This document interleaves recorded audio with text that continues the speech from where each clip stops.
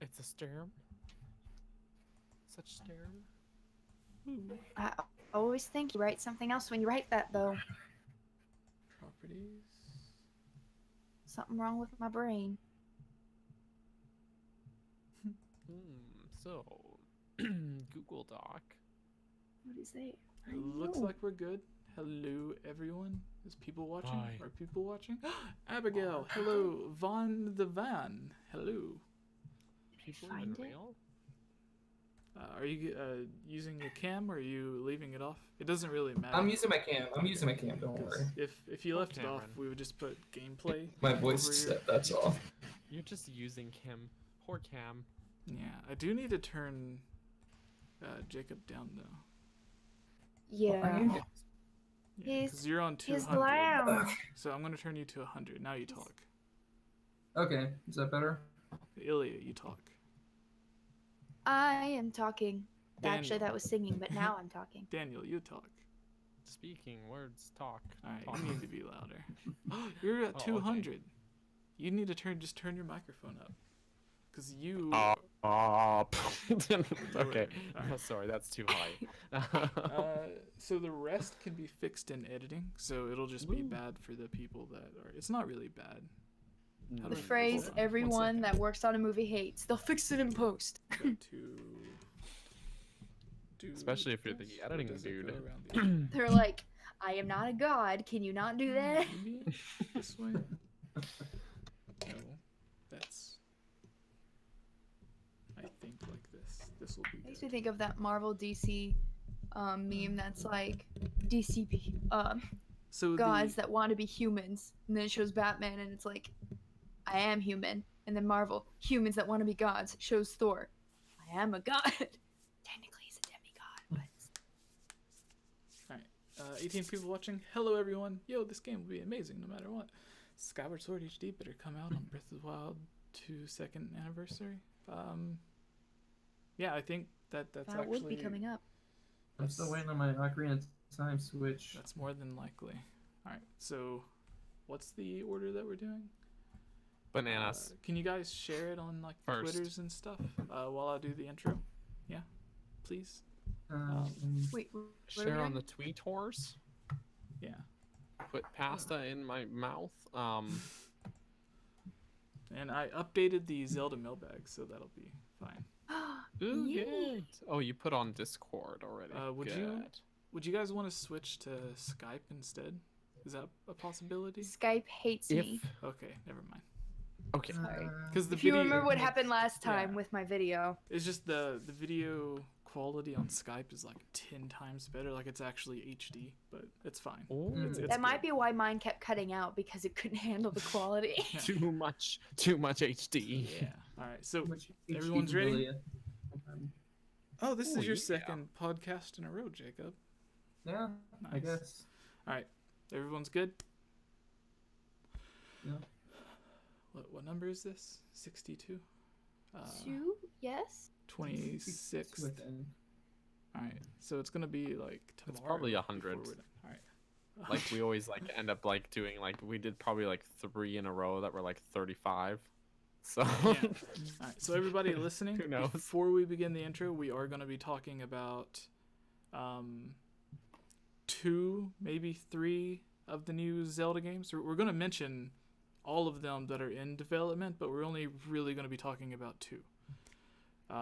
Skyward Sword HD, and then the next big Zelda game that Game Informer kind of teased that I've been posting about on Twitter, saying it's stuff that we all already knew. So we're going to be talking about that, but for now we're going to do the intro, and then everyone will be talking, I guess. Yeah. Skyward Sword's first. Okay, so yeah, we're going to talk about Skyward Sword first. It is then go on. first in the timeline. Yeah, Sorry. yeah, yeah. All right. It is. Hello, everyone. I am Jesse, or Game Over Jesse, as all of you may know me. Here with us on episode 62 of the Hylian Gamescast is Kat Bergerson, Ilya Rose, and Jacoby. Jacoby, J-Link. He has many Jacoby. many That's names. too many names. Yes. Too many names. The man of many names. Identity crisis. The confirmed. Fortnite master, soon to be Nintendo World Champion, I guess. All right, At so Smash and Fortnite, yes. yeah, we got to take it from Cliff. Cliff. All right. Yeah, we So- have to. On today's podcast, we're going to be discussing the rumored. Actually, I don't know if it's leaked, rumored. I don't know. He teased it, so that kind of almost like It's somewhat all like but confirmed confirmed. Yeah, already. all but confirmed. The Legend of Zelda: Skyward Sword HD. We're going to be discussing who or which development team is going to be making them, because Nintendo has like 6 different teams that have all worked on Zelda games in the past few years. And then we're going to be talking about the next big Zelda game that Game Informer teased is going to be coming sooner than we think. We're going to be giving all of the details about that. If we have enough time before we get to the Zelda mailbag to answer all of your questions, we're going to be talking about another all but confirmed Pokemon game, a Let's Go sequel for Generation 2, based off of interviews and quotes from Game Freak and Nintendo. Most likely for 2020, I guess. Yeah, and then we're going to end it answering all of your Zelda questions that you have submitted on the Discord or in past videos, or if you're watching at the very end, as a thank you for staying with the podcast, we will answer your questions live. But sometimes we have so many questions that we just can't answer all of them. So, is that working? Can you guys talk? Yes. Yeah. Talk. Yeah. Okay. Just making sure it's working. It's being, We're just all intently listening. just making sure it's working. Yeah. All right. So, sometimes we have so many questions. Like we literally have like 20 plus questions in the mailbag, and then a bunch of other on the Discord, that we can't answer all of them. But if you would like Nope. to have your question guaranteed to be answered, as well as have your question featured as the title of the video, and a bunch of other great stuff, you can head to patreon.com/GameOverJesse, just as we have Jacob, Michael. I think it's actually you, Jacob, right? Is that you, Jacob? Or is that a different Jacob? Maybe. Yeah. I don't so know. I don't know. we have Jacob, Michael, Elmer, Bootleg Boy, Vortex, Gus, I don't know, it had like 6 X's on it. You know, that was just me typing on the Google Doc. Like, you were like, add the new patron on, and I was just like, Vortex. Yeah. So that's not actually his name. Yeah. So, Justin, I'm sorry. that one pancake, Key of Time, Monica, Casey, Link used the Triforce, Megan, Lunarium, Robbie, Shadow to Us, Rusty, and Lovable Christy. Yeah. So, Lovable Christy. yes, thank all of you. Today we actually have, to my knowledge, no questions from the Patreon supporters. So it's all up to you guys in the chat if you have Jacob, questions. quickly, Get ask a them question. ready. All right. So, You're in the list. You're on the list, man. starting off Give me a with second. Skyward Sword, we got 48 people watching. Crazy. All right. So, I don't know how many people are watching on Twitch either. The Twitch stream says Spice Girls stream Fortnite, I think. So, yeah. All right. Everyone's What? good? Ready to start? Yeah. Okay. Yes. Yes. All right. I hate doing All right. this. This is the worst part. Like the You beginning got of it. this. Yeah, I already did the intro. All right. Yeah. Hello, everyone, and welcome. Today we're going to be talking about the rumored or teased, whatever you want to call it, Aonuma hinted at a Legend of Zelda Skyward Sword HD coming. He actually, not just once, but as we're going to find out from this article from Game Informer, apparently he has hinted at it on 2 separate nights for 2 different concert events. So, Game Informer's post on this, because I feel sorry about that little air burst. Game Informer's post on this is the most detailed that I was able to find. We're not going to go through all of it, but we're going to go through the first few paragraphs because it is it's where all of the details are. The rest of it just goes on to explain kind of the review and audience thoughts on Skyward Sword, going into the motion control problems and things they could fix and stuff, which is what we're going to be talking about. So, Game Informer says, The Legend of Zelda Skyward Sword is one of the last Wii games produced by Nintendo and one of the most divisive games in the series. While unpopular with the Zelda fandom, the game scored well critically and is known as one of the only 3D Zelda games that has never gotten ported or remastered. The game relied heavily on its motion controls for combat and puzzles, and a port to a system with a more traditional control scheme would involve massively retooling its controls, something Nintendo typically does not to do with remasters.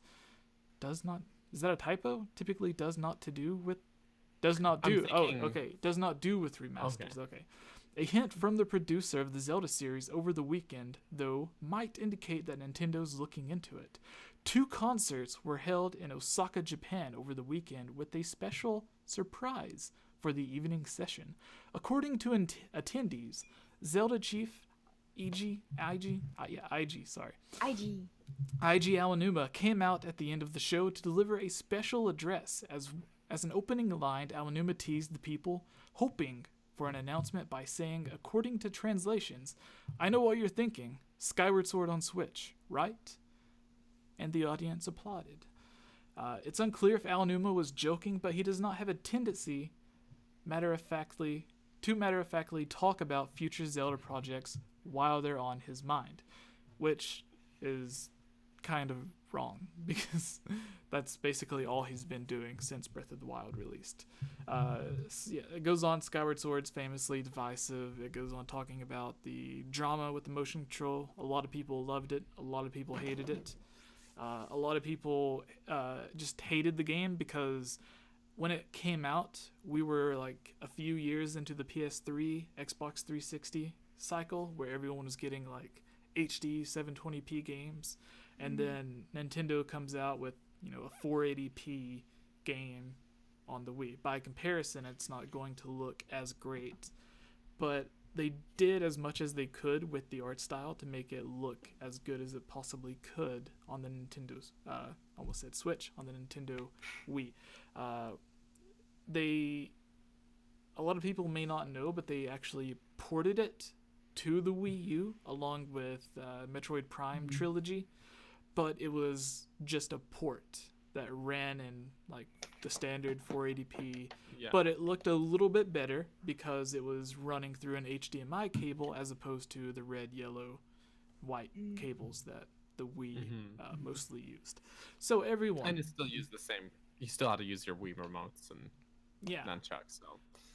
So the question is, because I've seen people on Twitter, and I actually explained this to someone. If I can remember their username, I will mention it. But they replied to Super Metal Dave 60. I forgot what it was. Anyways, so he was replying to someone who was talking about Skyward Sword HD. And he was upset because he's like, I don't want Skyward Sword HD.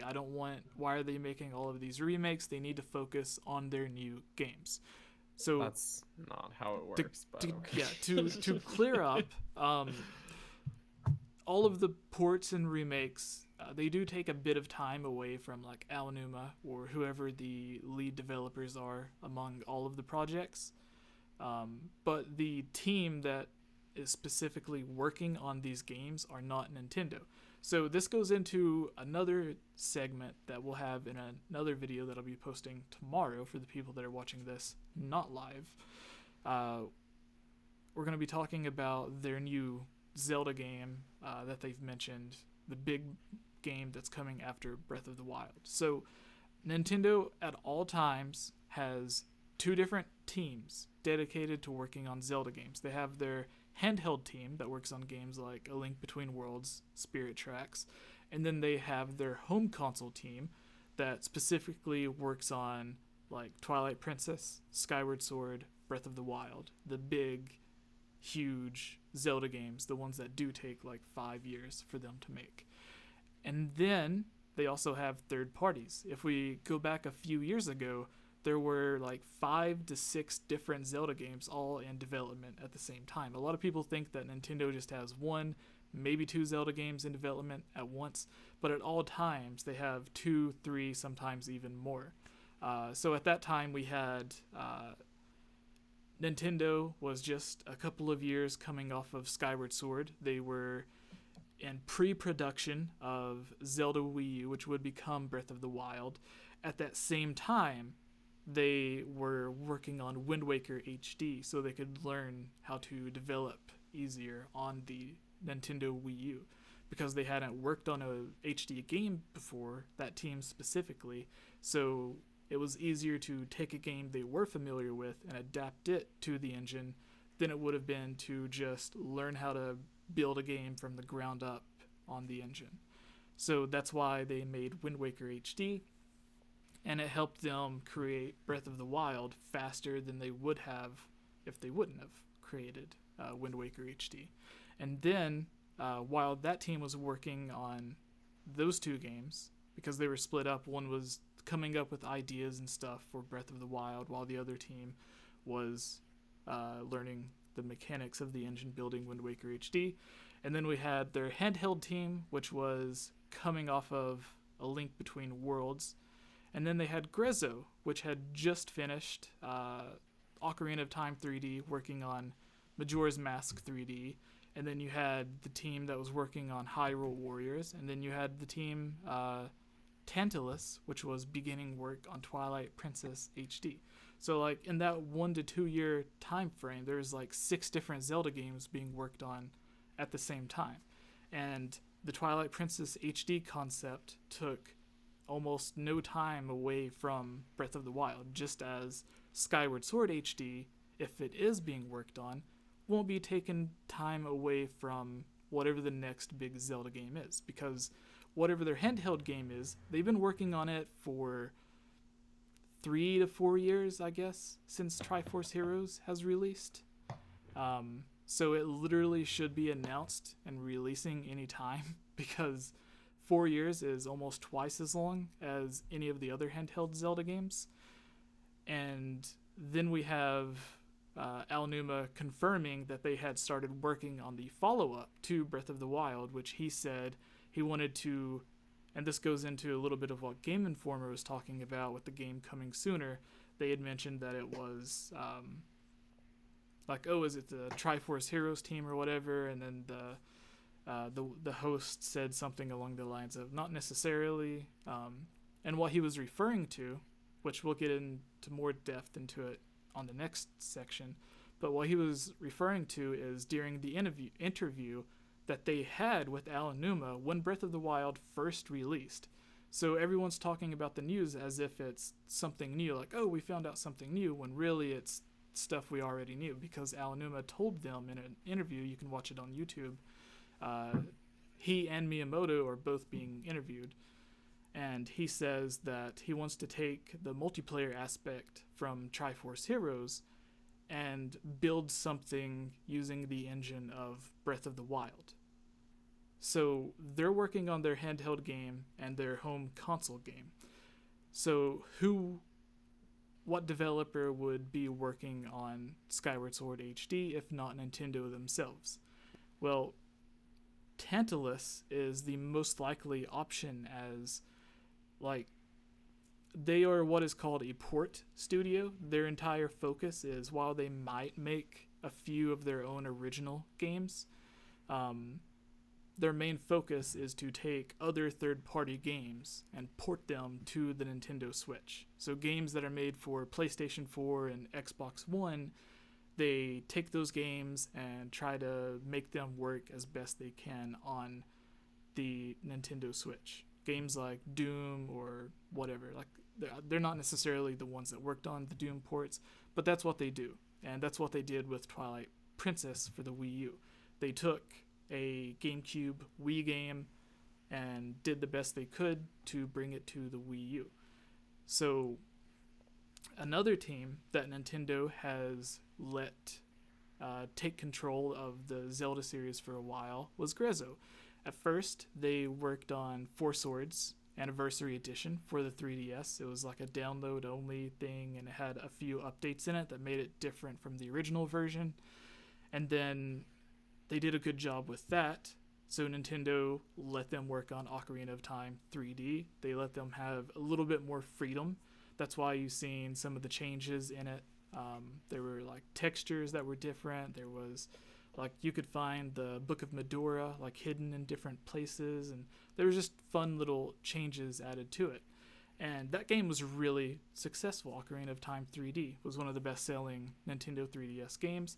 It got really high reviews, so Nintendo allowed them to have even more freedom with their next game, which was Majora's Mask 3D. And they had changed a bunch of stuff in that. Of course, Aonuma would have been the one with the final say-so, but even with him saying yes or no, Grezzo's the one, like, they were the team that worked on all of the new stuff, changing around some of the side quests, how the time system works with the Bomber's Notebook. They added in 2 fishing ponds. Instead of, like, just 1, they just added in 2. They changed where the bank is. They changed the boss fights. It released.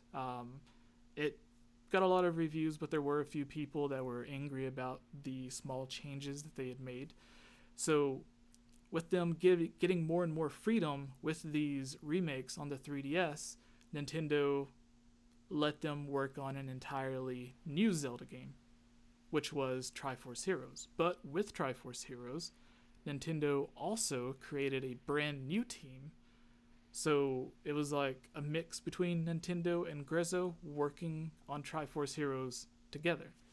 And in the same way that they let Grezzo remake a game, it turned out well, so then they allowed Grezzo to make their own brand new game that wasn't a remake. I think Nintendo will likely do the same with Tantalus, to where Tantalus was tasked with taking a game that was on the Gamecube and the Wii and porting it to the Wii U. It did really well. They allowed them to have a lot of freedom in the game. There was a bunch of textures that was different, lighting was different. They cut down on the Tears of Light. They added in an entirely new dungeon. They changed the way that you would turn into a wolf. You could just like do it with the press of a button.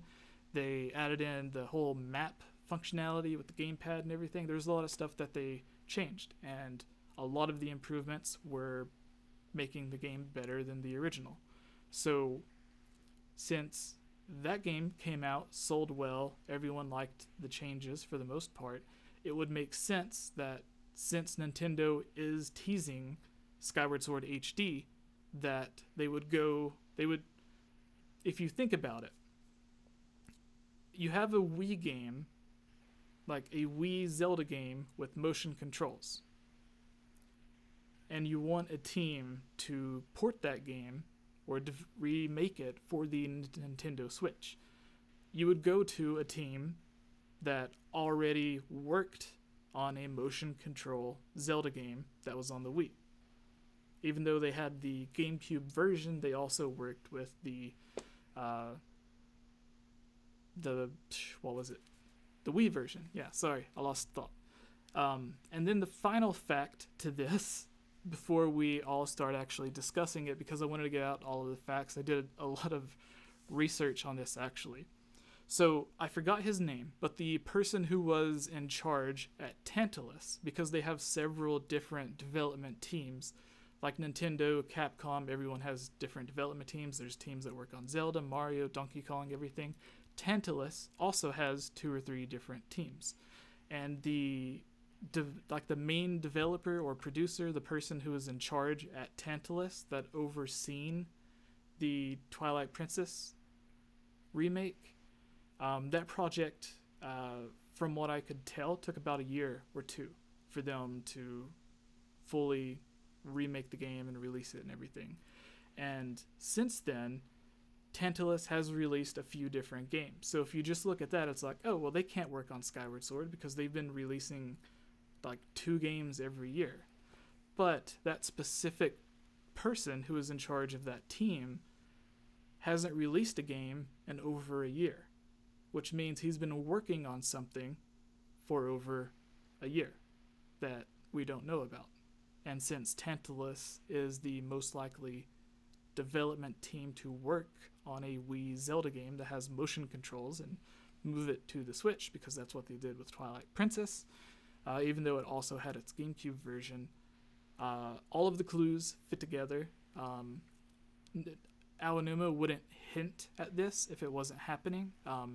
He gave a lot of hints in the same way for Majora's Mask 3D, which was kind of obvious when they released Ocarina of Time 3D. And they were like, well, if the fans want it, then we'll make it. And they just kept saying that over and over and over. And then 4 years later, Grezzo releases Majora's Mask 3D. So Nintendo is known to tease it, which is why, like I mentioned, it was odd that Game Informer had the thing to where it says Aonuma doesn't have a tendency to matter-of-factly talk about future Zelda projects, because they had literally talked about both of their new Zelda games they were working on to Game Informer when they had their Breath of the Wild interview, which is really odd. So, and then with even A Link Between Worlds, like 5-6 years ago, they had mentioned like what kind of Zelda game are they going to make for the 3DS. And the entire time, Aonuma and Miyamoto said they wanted to use the 3D capability of the 3DS and see what they could do applying it to a remake of A Link to the Past. And then Aonuma and Miyamoto got into a disagreement where Miyamoto wanted to remake the game, Aonuma wanted to make a brand new game, so they ended up compromising, and you get a half remake, half new game. I like to refer to it as a reimagining, which is A Link Between Worlds. So, like, almost every game Nintendo, Aonuma specifically, has hinted and mentioned what he's working on. So that quote from Game Informer is really, really odd. But then again, Game Informer focuses on everything, where I just focus on Zelda. So, you know, if I was spread a bit thin on the Zelda series, I probably wouldn't know all the facts either. Anyways, that's all the facts we got out of the way. So if anyone's wondering why they haven't been talking, it's because I wanted to get through all of the facts that I have from all of the interviews and stuff before we got into the discussion. That way everyone was caught up. One of the last videos, someone had commented saying like, oh, we're 3 minutes into the video, or we're 5 minutes into the video and no one else has talked but him. And then it's like, well, he's the host. He has to read the news before they can discuss it. They can't discuss it if they don't know what they're talking about. Yeah. So it was a really Either weird... that, or we give the audience no context and we just... Yeah. It's like... but yeah, so with all of the facts about Skyward Sword, I guess the final thing is, when would it likely release? All of the past remakes, going back from, I think, A Link Between Worlds, which began as a remake, Majora's Mask, I'm not really sure about Ocarina of Time, someone can look that up, but Majora's Mask 3D, Triforce Heroes as well, which wasn't a remake, Twilight Princess HD, and even Breath of the Wild, they all released in like February or March. So if Skyward Sword is coming up, I believe it would likely be a February or March 2019 game, because I don't think they would release a remake that a lot of people didn't necessarily like in the holiday season when it's going up against probably like Metroid Prime 4 and whatever the new Pokemon game is. So yeah. We got a super chat. Were you waiting to say that? I was waiting for it. Nice. $1. Jonathan. $1 for Ilya to say banana in German. When was that? 11:53. It was just now. Just now. Just now.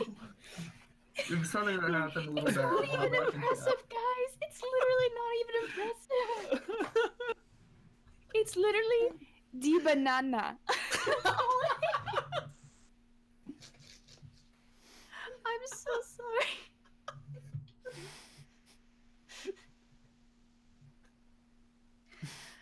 Oh, he said I'll super chat when Jesse's finished, so I don't ruin the bit. Yeah, no, he's so polite. He wanted to super chat. He wanted to get that banana. Whereas Daniel wanted me to interrupt and just do it while Jesse was. He wanted me to do it while you were talking.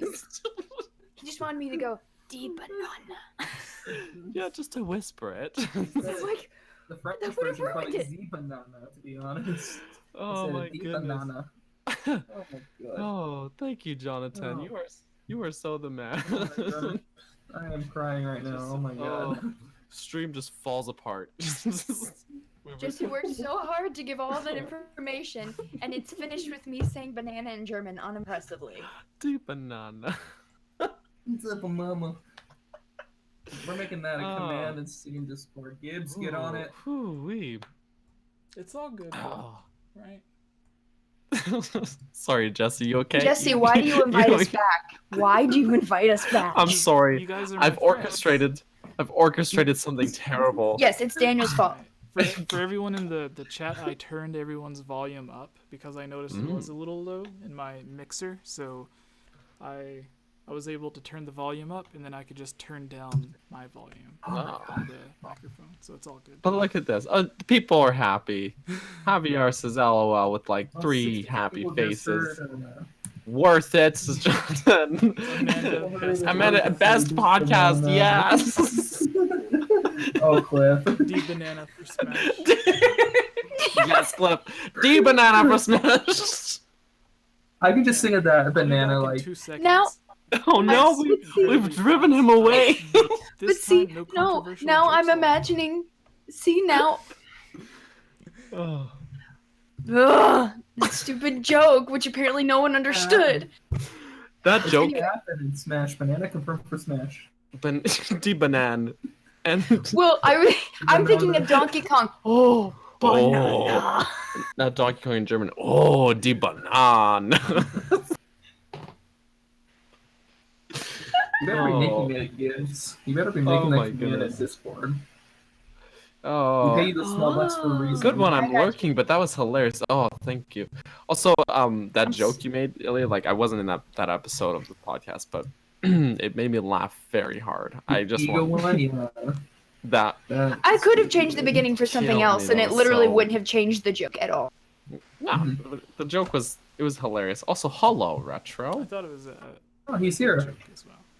I should go to See you bed. retro day. That's what he says. Yet here you are, retro. So, starting with let's start with Ilya to my left. Okay. What are your thoughts on Ilya. all of this? Since a lot of people's complaints are understandable, to where like, well, I don't want a remake if it's gonna cause the next Zelda game to get delayed, but knowing that it's not, so it's like instead of like in a 5-year time span, instead of just getting one game after 5 years, you're getting one game after 2 years, and then another game after 2 more years. So, yeah. I mean, it's like you just explained.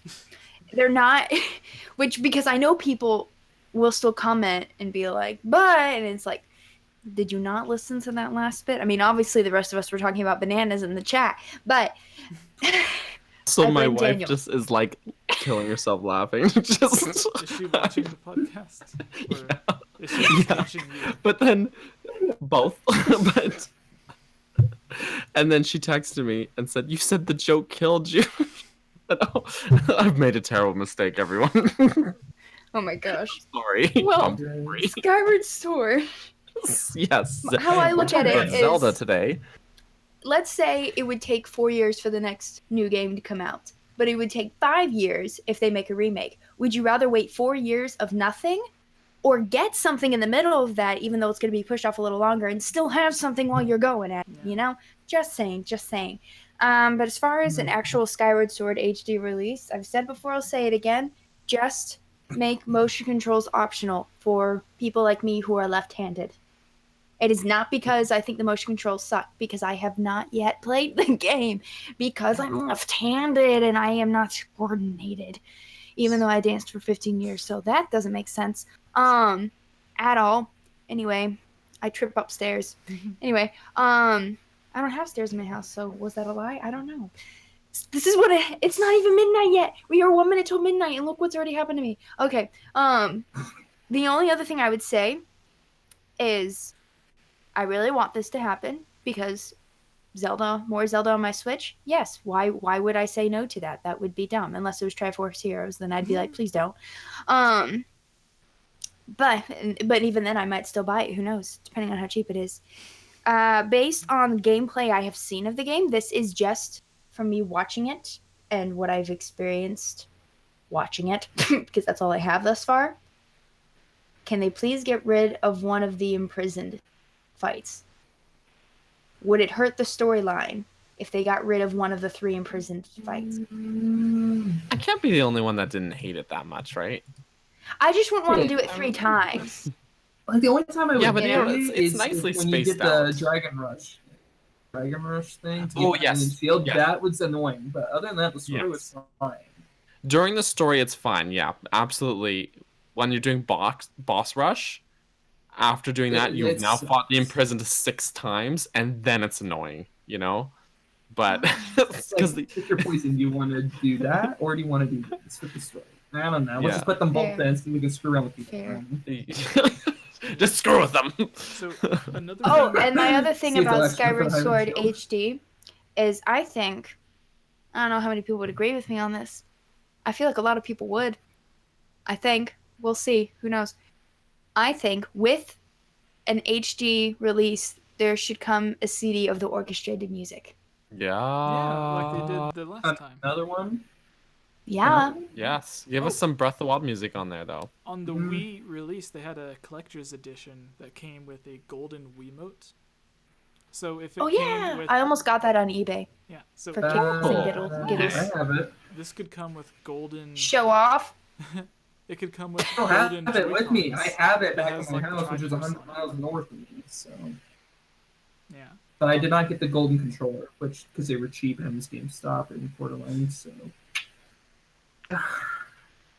Another great thing is for the NVIDIA Shield, which has the same specs and processors and everything as the Nintendo Switch, because Nintendo collaborated with NVIDIA to make the Switch. So in their NVIDIA Shield that has all of the same stuff, in China, they have an agreement where part of their collaboration was NVIDIA can release certain Nintendo games on their console. Some of these games were Twilight Princess HD and Super Mario Galaxy, which had motion control. And they converted all of the motion control in Super Mario Galaxy to just work with a normal controller. So if Nintendo is already converting motion-controlled games, although it didn't rely heavily on motion control, but it was a big feature in the game. It's how you like shot all of the star bits and did your spin thing. So it had a lot of use with motion control, and Nintendo's already been converting games that rely heavily on motion control to work on just a normal controller. And Nintendo, in the past, with all of their remakes, have been trying their best to fix all of the things that people complained about. In Wind Waker, they got rid of the long Triforce quest. Twilight Princess, they heavily shortened the Tears of Light segments. In Majora's Mask 3D, they made the time system and the Bomber's Notebook quests a lot easier. I think you can like play the Song of Time to skip to a certain time, as opposed to just going to the next day. 6-hour increments, or not 6, sorry, like 6 o'clock increments, 12-hour increments. Yeah. Also, that was the same as well. And then Jesse, Jonathan in the chat says your mic is a bit low compared to everyone else. I raised everyone else up. But now you're too low. You gotta raise yourself, man. Hello. All right, I know what to do. You guys keep talking. So talking. I had a thought. Yeah. Okay. Considering the motion control. Exactly. You said it to me earlier, so I did say it to you earlier. Considering What was it talking about? Motion controls. We're talking about thoughts. Oh, no. THOUGH. Hello. Is this good? Yeah. I am louder but now. Considering the motion controls, it would be good to convert them. For another reason to convert them to regular controllers is because the Switch can be played on the go, and I don't want to try using motion controls on an airplane or in a car. I'd rather not. Just saying. There are a few games that are motion control only on the Switch. That's unfortunate. Yeah, that you have to play motion control. There's also games that are entirely touchscreen on the Switch, to where you cannot put it in dock mode and play it. Although if you do put it in dock mode, it shows up on the TV. You just can't use the touchscreen. Just start touching your TV. Yeah, so although... Get a touchscreen TV. Yeah. Since 90% of the Nintendo Switch games are meant to be played in docked mode and handheld mode, there are games that can only be played in docked mode, and there are games that can only be played in handheld mode. And I think we'll see more of that as the years goes on. I think Nintendo will release games that are... where they just can't be played on the handheld mode. They need to be docked, similar to games that can only play on the new 3DS. So, but that's just my thoughts. Like in 3 or 4 years, but then maybe they'll have like the Switch Pro or whatever that they've also kind of teased, thanks to what is it? Job listings? Yeah. I was gonna say interviews, but it wasn't interviews. All right. Yeah, Ilya, do you want to finish what you're saying before we go to What's the words? Jacob? That was pretty much it. Give me the soundtrack. Get rid of motion controls. That's pretty much it. But do give it to me. Now! For free! I'm just... For free. The thing is for free. I want it all, and I want it for free. Yeah, so Okay, were you a we're fan done. of the other Tantalus Zelda game? It's too late in the evening. What was the other one? The Twilight Princess? I haven't played the HD one yet. Okay. I played the GameCube one. I have the HD one. I just haven't sat down and played it because my Wii U is in the living room. It's the best version of Twilight Princess. It is. Out of I'm all... excited for it. Technically, all 4 versions, it is the best. There's only 3 No, versions. we just talked about this. There's the NVIDIA Shield version, which is actually... Shield. The NVIDIA Shield version is at a higher resolution than the Wii U version. Okay, because I had the GameCube version, which I never finished it. Played at my cousin's house over a little bit, and then I got the Wii one, and then I was like, well, shoot, it's backwards. No thanks. And then I bought the Wii U one, and now I just need to play it. I bought it like 8 months ago. Oops. But that's pretty much it from me. All right. Jacob, our guest, what are your thoughts on all of this? It seems inevitable that we're gonna get Skyward Sword on the Switch, and same for Ocarina of Time. We just don't know when. I'm just going off a little bit of a rabbit trail. Ocarina of Time should be coming out this year because it's 20 years old. That's old as me, for crying out loud, which is weird to say coming from me. Wow, you're such a baby. You're only 20. I can't talk. Shut up. Yeah, you're... Shut up. Oh yeah, I also want to state I'm 23! that since I completely forgot about this, since we are talking about Skyward Sword, I have a friend who worked on Skyward Sword and is responsible for naming Groose, who was on my channel like 2 years ago, a year and a half ago, so pretty awesome. Groose is on the loose! Yeah. Like, literally the guy who's... story character arcs. Yeah, like the Groose on the Loose, all those memes would not exist if it was not for him naming him Groose. Because he would have another name, and they would have to find another meme that rhymed with the name. Because regardless of what he's named, they're going to find something to rhyme with it because he's just such a great character. Yeah. Unless they named him I love Juice. Goose. Juice. No, they had to name him. What does that have to do with the bird? Yeah, that was the thing. Bird Like, juice. Gravy. the people See, you from said bird juice, and I think of the white poo from pigeons. yeah. Uh, But the people from man, you can just Nintendo stop. of Japan, like Aonuma and everyone, specifically told them, like, all of the names need to be a reference to a bird. And then every time I see Groose, I think of Biff Tannen from Back to the Future. So I even had a joke in one of my videos. I think it was the Skyward Sword best and worst of. I put a scene with Biff Tannen in there. I love that comparison. Yeah. All right, Jacob. Yeah. Yes. Yeah, so as I was saying, like, it seems inevitable at this point. I'm already talking about, like, Ocarina of Time should be on the Switch. Wait till next year. It'll probably happen, or probably a year down the line before the next main Zelda game. If the producer and director of the game, crying out loud, teases it twice at the same symphony but at different areas, it's already confirmed in my opinion. You're hinting at it'll be coming. I think they'll announce it probably after the Game of the Year award show. Like it doesn't make sense to announce it at the Game of the Year. It sets like big. Like Skyward Sword, it's wouldn't be that big on the Switch. I don't think that's like something that you Nintendo Direct or something. Something like Metroid Prime 4, for example, would be the best option to like post in a Game of the Year show. Like just show a little teaser trailer and finally give like the release date. Like just say 2019 or something. Like summer, fall, whatever. Holiday, if it makes sense. Yeah, I think that they will probably announce it sometime in like after the Game of the Year award show, probably sometime in December or in January, and then release it kind of like what they've done in the past with their HD remakes, like and Twilight Princess both came out early, so I think they'll do the same thing. To be honest, I don't know what they would do to like trim it down, kind of like what they did with Wind Waker and Twilight Princess, like. In the Swift sale that took out a lot of stuff, and then they also got rid of the like trimmed down a little bit on the Triforce Quest.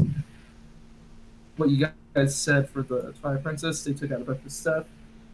What was the dungeon called again? Was it the secret dungeon? The Cave of Cave Shadows? of Ordeals? I thought that was already in like the Wii and GameCube versions. I remember playing that. The Cave of Ordeals was. Yeah. I think Cave of Shadows was the Wii U yes, edition. Yeah. And then they probably renamed it. Okay. One you had to go through is Hylian. Same. Yeah. One you had to go through is Hylian, the other was Wolf. Is Wolf. Okay, that makes sense. That is I thought that it was Yeah. For Skyward Sword, the only thing I could think about trimming down, I think, would... No idea what they could trim down. There's nothing on like minimal wrong that they can trim down. Like nothing they can do besides that, and like make it like it's also hard to like trim that down. I don't know what else they can trim down. Warping. It's like everything else is fine. There's Yeah, no warping, proper they fast can- travel. So just gotta fix that. Bird statues act like warp points, like shrines or Breath of the Wild almost. Instead of having to fly up every time, fly to the next hole and then go down and pick your thing, you can just do it from the statue. That's the only trim down thing I can kind of think of. Yeah. I outside boss brush, but that's hard enough. But I think with said, it's like the only thing that you can do. Like everything else is perfect about the game. Like besides people that struggle with motion control, which I think they did not. I appreciated it. Yeah. It's like give better motion controls for like people like Ilya and this left-handed ability to use, or just make controllers for crying out loud. Because I don't think it would affect the Skyward Strike at all, to be honest. Or any other. So just trying to make it easier.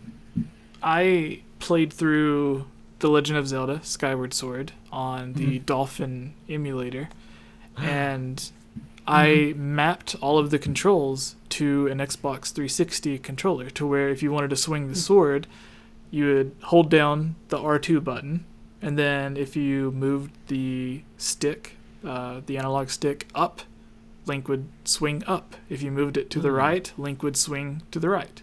So they could do something to where they, instead of like pressing A or B to swing the sword, you would just like flick the thumbstick, and then he would swing in that direction. And then if you wanted to do like a skyward strike, you could just like click it in, and then he would do a banana. Yeah. Well, also, I mean, you can make adjustments with button controls too. And okay, previous Zelda games have already had this, where you can control the motion of Link's sword swinging as far back as Ocarina of Time. Like a timed analog stick pushes with button presses. You can change whether you're swinging left, right, stabbing, vertical, horizontal, and of course spin attacks. All of that you could do on the N64. So there's a lot of things, if you map it in a similar way, that could work without motion controls. I like the motion controls, actually. It was one of the charming things about the game, but I still think it would I still think it's a good option because I know it's a turnoff for a lot of people. I'd probably play with it, but I know a lot of people just are just turned off by just the idea of it. And I think that also part of the Switch's portability would be negated by having to play it in docked mode with the motion controls, you know? So that sort of removes some of the appeal of the console as well.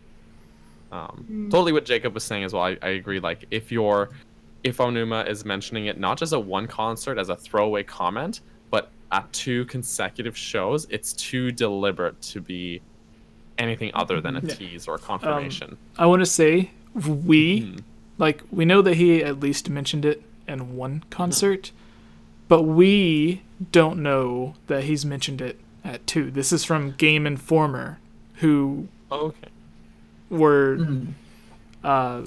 they supposedly said Game Informer says that they did it at 2, which if they did, that means they'll likely do it at each of the different showings that they have, which is really cool, by the way.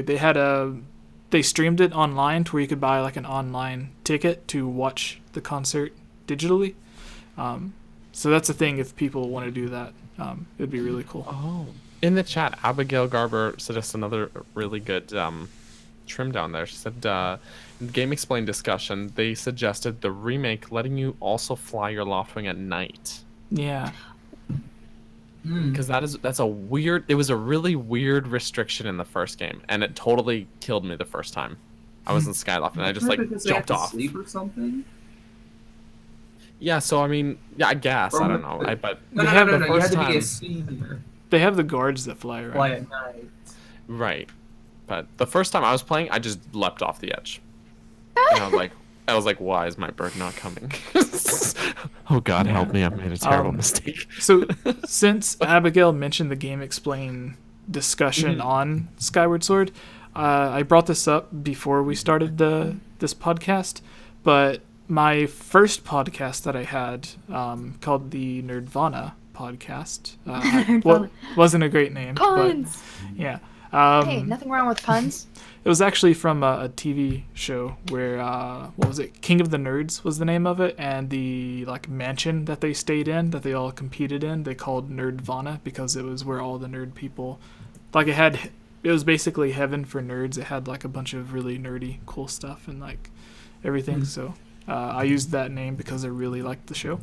And anyways, on that first podcast, the old Chiblima was a girl named Amanda, and the old Daniel was a friend from high school named Simon. And you sure it wasn't the other way around? Yeah, I'm sure. And Amanda, I knew her, the old Daniel, Amanda, I knew her because she was a friend. She was a friend. I was working at Zelda Universe, and she also worked at Zelda Universe. No, and she I was looking for someone who had on-screen not necessarily talent but experience, because she did all of their news videos, all of their weekly Zelda news videos. So she wanted to do a podcast, I wanted to do a podcast, and it worked out for like 10, 12 episodes. But it was really cool because every episode had like we tried to have like different special famous guests, and we had people from like different TV shows, and one person who was in like 3 or 4 of the Harry Potter movies, which is really cool. Not a main character, kind of like he played like Harry Potter's double in like a few scenes, but like because the real Harry Potter had to go do the school work. Yeah, so like you seen like the back of his head when like that Dobby scene or whatever. Good haircut though. Anyways, the point of the story, Game Informer was looking for someone who knew all about Zelda. So what do? They go to the number one or one of the number one Zelda websites in the world, Zelda Universe, and they ask the person who is, the person who does all of their Zelda news videos, because who would know more about Zelda news than someone who does weekly Zelda news videos for the largest Zelda website in the world. So they asked Amanda to come on and be on that interview, which is really cool, and it made me really excited for her and really jealous. So I immediately messaged her when I found out, and I was like, hey, congratulations, I hate you. Congrats, I hate you. I remember you telling me this when you just came into like your chat. Yeah, it was a little bit longer than that though. That's almost like how we became friends. No. Because I was a Zelda Informer at the time, and then I made a video, and Jesse messaged me. It was like, I was gonna make a video just like this, and then you made this video, so I hate you. But it was friendly. No, it was friendly. Yeah. It was in a friendly way. Yeah. It was a big compliment, basically. No, it was but it was very funny. It was yeah. And then I'm like, okay, now I will be on your channel. Okay, so this is funny. This is another funny comment. Getting off topic, on Facebook, I posted a picture from Instagram and it like reposted to Facebook. And our friend Orion, who was one of the famous people that was on the Nerdvana podcast, and he was also on this podcast. Yeah, so he's been on both. He also did the old Zelda mailbag that I had. Anyways, he is an actor and a musician, and his new band released their new album recently, and he changed his display picture on Facebook to a picture of him like on stage with his shirt off singing, and photo.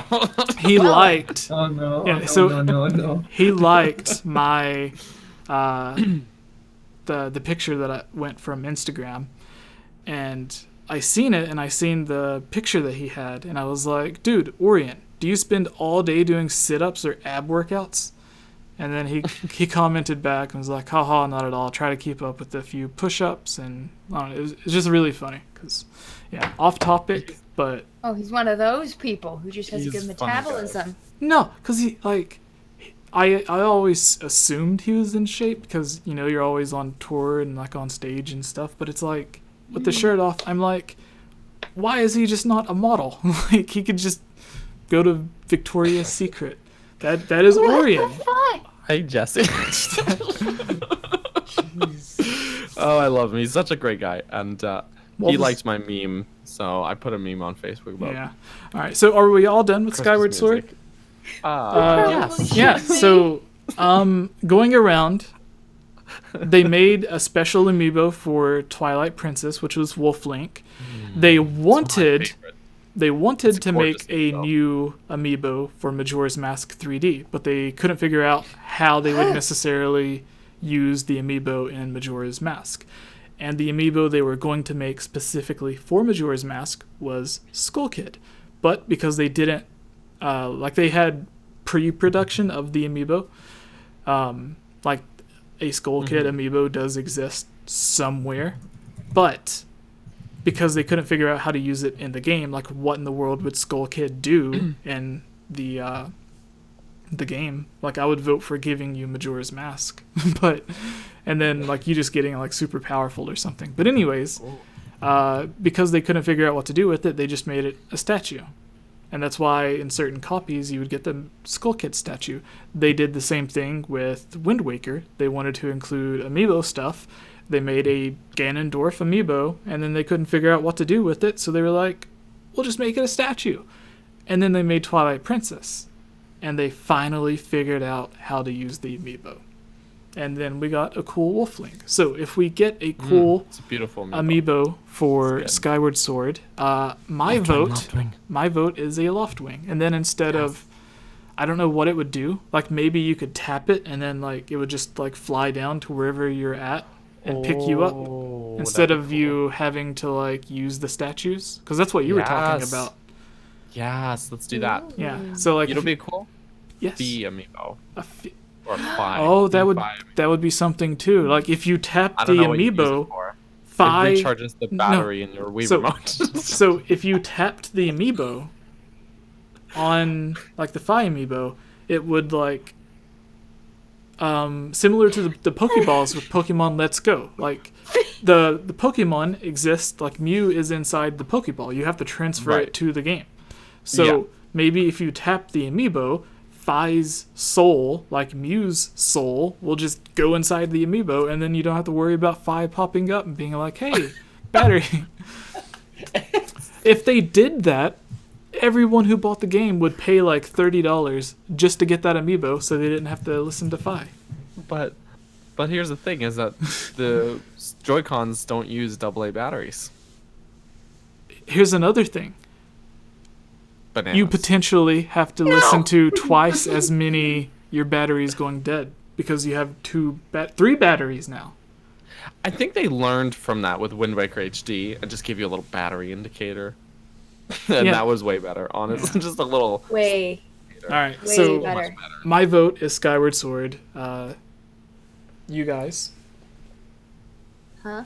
What are we voting for? amiibo. What were we voting What- for? what You amiibo voted do you for want? Skyward Sword. What'd you vote for? You mean Loftwing? Yeah, like my vote is the Loftwing amiibo. Like, would you want the Okay. Groose, Oh, yes. the Fi, Oh yeah. You just I didn't vote want- for Skyward I Sword. think Mike. Fi would be a the really Stritch, Callan? No. The creepy hand from the toilet. Yeah. The ghost hand. Is it the same one from Majora's Mask? Let's theorize. Maybe. No. Because No, the one in the- Majora's Mask no, the is one in corporeal. The one in Majora's Mask is Yes, sorry, your mic cut out. it's Yeah, you kinda- its descendant. Oh, that makes sense. All I know is that it's corporeal, and the one in Skyward Sword is ghost corporeal. Give us Non-corporeal. amiibo of Skyward Sword Zelda or Gaepora. Yeah, For Well, I was father. gonna say Do Zelda because Yes. she's like one of my favorite Zelda. it. Do it. Story-wise. Nintendo, can you hear me? Don't you have Miyamoto Also- on speed dial? Oh yeah, I forgot about that. Jesse, call Wasn't he Miyamoto. at your door like 30 podcasts ago or something? All right, here. Don't tell all let me my just- secrets. Also, I just want to put out there, YKW3 Tempura in the chat Yeah, says pay $15 to not have to tell you your battery's getting low. yeah. Oh. They say Gearhim. Gearhim would Yeah, be yeah, cool. he also Ooh, said Gearhim would be Gearhim. really cool. Gearhim would be really, Yeah. really cool. He also said Yeah. Daniel, Bo, Baniel, Fee, Fi, Fo, Faniel, Manuel, Daniel. So I'm not sure what to make of this chat right now. All right. So we have to finish I have, this like, so we can 5 go to the conversations next. right now, and so be right back. We need Oh. we need to finish this and then go to the other Yes. thing. Yes, So- you yes. can finish without me because I haven't played Skyward. So, All right. so I think we're getting 'Cause the I'm a loser. consensus is that we're getting a set of amiibo like we did Breath of the Wild, just a whole bunch of them. We're Oh gonna yeah, get that. Fee, Fi, Fo, Fum. We're gonna get Gearhim. We're gonna get Loftwing and Skyward Sword Zelda. Instead of the And we've 4 already got Link. champions. We've Yeah. already got Link, so. Yeah. Instead of the 4 champions, we would get 4 of these. Like. Oh, Impa amiibo. That's a good suggestion too. Okay, so There's too many good characters. one change I would love to see in Skyward Sword is what did Hylia look like? It's implied that she looked like Zelda. That's why Zelda always looks similar, because when she's reincarnated, similar to Link always being reincarnated. But like, I would like to see what the goddess looked like, and it's implied. It's implied when Skyward Sword Zelda puts on like the white dress towards the end, and she looks all like clean. I guess, is that the right word? I don't know. Yeah. Hold on, give me a second. Yeah. I saw one. I mean, image. there's like the goddess statues. Yeah, and So there's that's probably there's supposed to That's just be that's gray and made of stone, and there is Yeah. the comic that has her, but that's not really canon. something like this. I'm gonna put it in our chat. This is something I think she could look like. It doesn't look a lot like Zelda. Here, give me a second too. Discord. It's then you Ilia. Ilia looks. Oh, see, look, Ilia's. That's the goddess, Hylia. Wow. Wow. Interesting. Wow. I guess when Ilia gets back, we will begin discussing the big new Zelda game. The one that Game Informer hinted at coming sooner than we thought. And why we already knew all of this. I literally made a video a year ago that explained all of this. And people are acting like it's a huge surprise, and it annoys me. Because I'm like, they literally said the same thing a year ago. Is this the video I'm thinking of? The 2018, 2019, 2020 video that you edited? Yeah. Like, we literally made the video talking about all of it. And then in that video, we made a bunch of predictions based off of the interviews. One of which being Hyrule Warriors would get like an enhanced port for the Switch. That came true. The other was either Skyward Sword or Ocarina of Time would be remade. And it turns out it was Skyward Sword. So like 2 predictions we made turned out to be true. And the other predictions aren't really predictions because it's us saying what Nintendo said about the next game being multiplayer. So just waiting on Ilia. Princess Ilia. Oh yeah, Daniel. What? So that picture in Discord. Also, what? For those who have been keeping up, Like I posted in our number. I am 222 pounds. Yeah. And she's abusing it. It's Bring back the cat. It's the crazy cats from Skyward Sword. What are they called? Oh yeah, demon kitties. That's what we call them. The demon kitties. Demon kitty.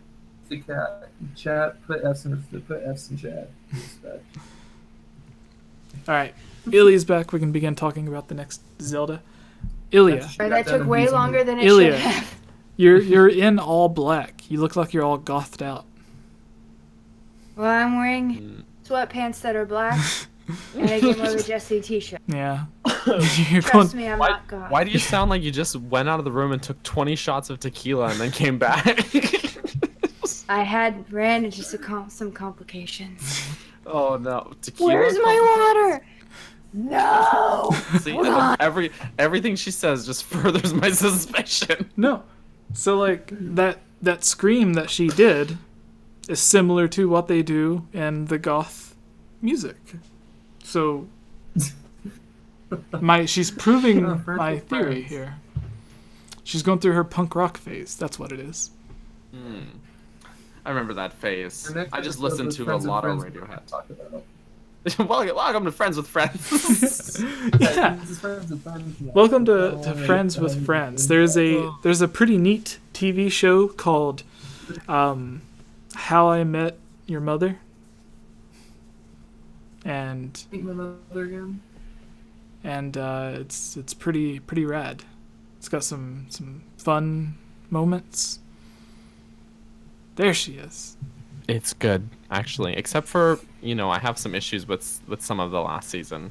No, some parts of the last I thought the girl that they had was like really pretty, and she had like huge eyes, like they were ginormous. She I like liked her. I thought she was great. No, I did too. She looked like an anime character though. Okay. A little bit. All right. We can start on the next Zelda game. We lost 10 people getting carried away on Skyward Sword. Ooh. Hyrule Gamer says, I could see Daniel as a goth in high school. Oh, I gotta tell you right now, Gamer was bad. I had the whole like swept bangs thing happening, and it's all coming back. And then I had like the ripped black jeans. Oh man! Oh my! You look like emo. You look like Spider-Man 3 Toby. Oh my god, I do. So you look like emo Toby, perfect. It was a bad couple of years of my life. It was pretty cringy to look back on. Today, I've gotten like 100 notifications on a single tweet. It was IGN posted like an article like how to get Mew and Pokemon Let's Go Eevee and Pikachu, and I retweeted it and I was like, buy a Pokeball. Spend $50. And Like, it's literally Pokeball, gotten... then you get Mew. There you Yeah, go. like, so many people have been following me and, like, retweeting it and stuff just because it's like, buy a Pokeball. And I'm like, well, I should do this more often. Like, take these sort of clickbait articles and just explain it in one sentence. Like, what happened to Tobey Maguire after Spider-Man 3? It's like, he lost his job. Like, that's... He lost his job. Yeah. I'm actually not really laughing at this joke as much as Daniel's reaction. you just squealed like a stuck pig. It's funny. Yeah. All right. So next. What are we doing? Sorry, I feel like I just ran a mile. It's That's what we're doing. the second news story about the soon Zelda. All right. Okay. This is going to be another one with me explaining, so get ready. Hello everyone, I am Jesse, or Game Over Jesse as all of you may know me. Here with us is Daniel and Jacob and Ilya, and today we're going to be talking about the next Zelda game. We're going to be going into a little bit of the next 3 Zelda games. We shortly went over Skyward Sword HD and who is likely developing it based off of actual facts and interviews. So no real speculation there. And we have other interviews about the next couple of Zelda games that we're going to be talking about here. So this all comes from Game Informer's slip-up, I guess, is what they intended for it to be. But what they said about the next Zelda game and the Triforce Heroes team and it coming sooner than we think is all stuff that we've known for over a year. I have a video literally covering everything that they mentioned. It's a really well done scripted video. Daniel here edited it. But we're going to go over this in a discussion format and discuss what they went through. So Game Informer here, this article comes from My Nintendo News, but it's covering what they did in their podcast. And it says, Game Informer editor, next Zelda game coming sooner than we think. It says, the editor of Game Informer has revealed in their latest podcast that the Zelda game is due sooner than we think. The news was shared when the team were discussing a Zelda-themed Nintendo Switch system. Ben Hansen, who is part of the Game Informer crew, said that he predicts the next game will be a co-op Zelda game by the Triforce Hero team. Then Khan chimes in with the following. I was just thinking what I should say about that. The next Zelda will probably be sooner than we think. He pauses for a second and says, I will talk to you guys off camera about stuff. And when asked if it was a game by the Triforce Heroes team and involves co-op, he responds, not exactly. So, the reason for this is because over a year ago, there was an interview, I believe by Game Informer, when Breath of the Wild first released, where Aonuma literally said that the next game that he wanted to work on after Breath of the Wild was a multiplayer game that took the multiplayer concept of Triforce Heroes and applied it to the new Breath of the Wild engine. Like, he literally told them that in the interview. That's why he says, when he's asked about the Triforce Heroes team, he says, not exactly, because it's taking stuff from the Triforce Heroes concept, but it's not the Triforce Heroes team, because the Triforce Heroes team was mostly Grezzo, who worked on Ocarina of Time 3D, Majora's Mask 3D, Triforce Heroes, Ever Oasis, Luigi's Mansion 3D. So that's the team that is like 90% responsible for Triforce Heroes. So no, they're not making the next big Zelda game. They might be making some sort of Zelda game. They worked on Ocarina of Time 3D and Majora's Mask 3D. I could see them porting those games to the Switch. Similar to how Fire Emblem Warriors released on the 3DS and the Nintendo Switch on the same day. So there have been a lot of Wii U games that ended up on the 3DS or 3DS games that ended up on the Nintendo Switch. So it's very likely that Grezzo could take Ocarina of Time 3D and Majora's Mask 3D and put them on the Nintendo Switch in HD. But with this specifically, that's why it's not necessarily what he says, not exactly the Triforce Heroes team, because it's just taking the concept of the multiplayer that they made, but it is the next big Zelda game from the Breath of the Wild crew. And when he says it might be coming sooner than we think, that is because Majora's Mask, when it was made, they only had a year to make it, an entirely new game. They had 1 year to make it. A lot of Zelda games end up getting delayed because they want to try to put more stuff in it and fix it and make it the best game possible. So they keep delaying it so they can make it as perfect as they can. With Majora's Mask, the entire reason it exists is because they rushed it. And I bring this up because around that time, so like when Ocarina first started, the team that was working on Ocarina of Time when it first began was 3 people. And slowly they started bringing over people that had worked on Super Mario 64 and bringing on new people. By the time Majora's Mask came around, they had a team of like around 40 people, I think. There's an interview that I read that mentioned something around that. And then when Twilight Princess was made, and Iwata Asks, they mentioned that the team was around 70 people. So with Breath of the Wild, they had mentioned that they have their own Nintendo development team that's like around 80 or 100 people that worked on Breath of the Wild. But they also hired, like, I think around 200 or like 180 other developers from the Xenoblade Chronicles development team, because they had experience working on giant open world HD games. So they like brought almost the entire team over to help Breath of the Wild. And the reason Breath of the Wild kept getting delayed and held off, and the reason it took so long, was because they were trying to fix the physics engine in the game. It wasn't the dungeons or the story or anything like that. What made it take so long and get delayed, they said, was the engine. And now that they have the engine perfectly fixed, it is entirely possible that since they don't have to worry about the engine, they already have tons of ideas left over from Breath of the Wild that they wanted to use, but they didn't think it really fit in the game, although they thought they were great ideas. They brought up the hook shot, or the claw shot. They really wanted it in the game, but they said it made it seem like it was more of like a Spider-Man type game, because you can grab onto anything in the game. And then there was a bunch of underwater stuff that they showed in Zelda Encyclopedia, and it was one of the Zelda development books. And then they released a bunch of stuff online where it's like Link in an underwater suit or whatever. So there was like underwater exploration and everything cut from the game. And there's just all of this stuff that they left out of the game.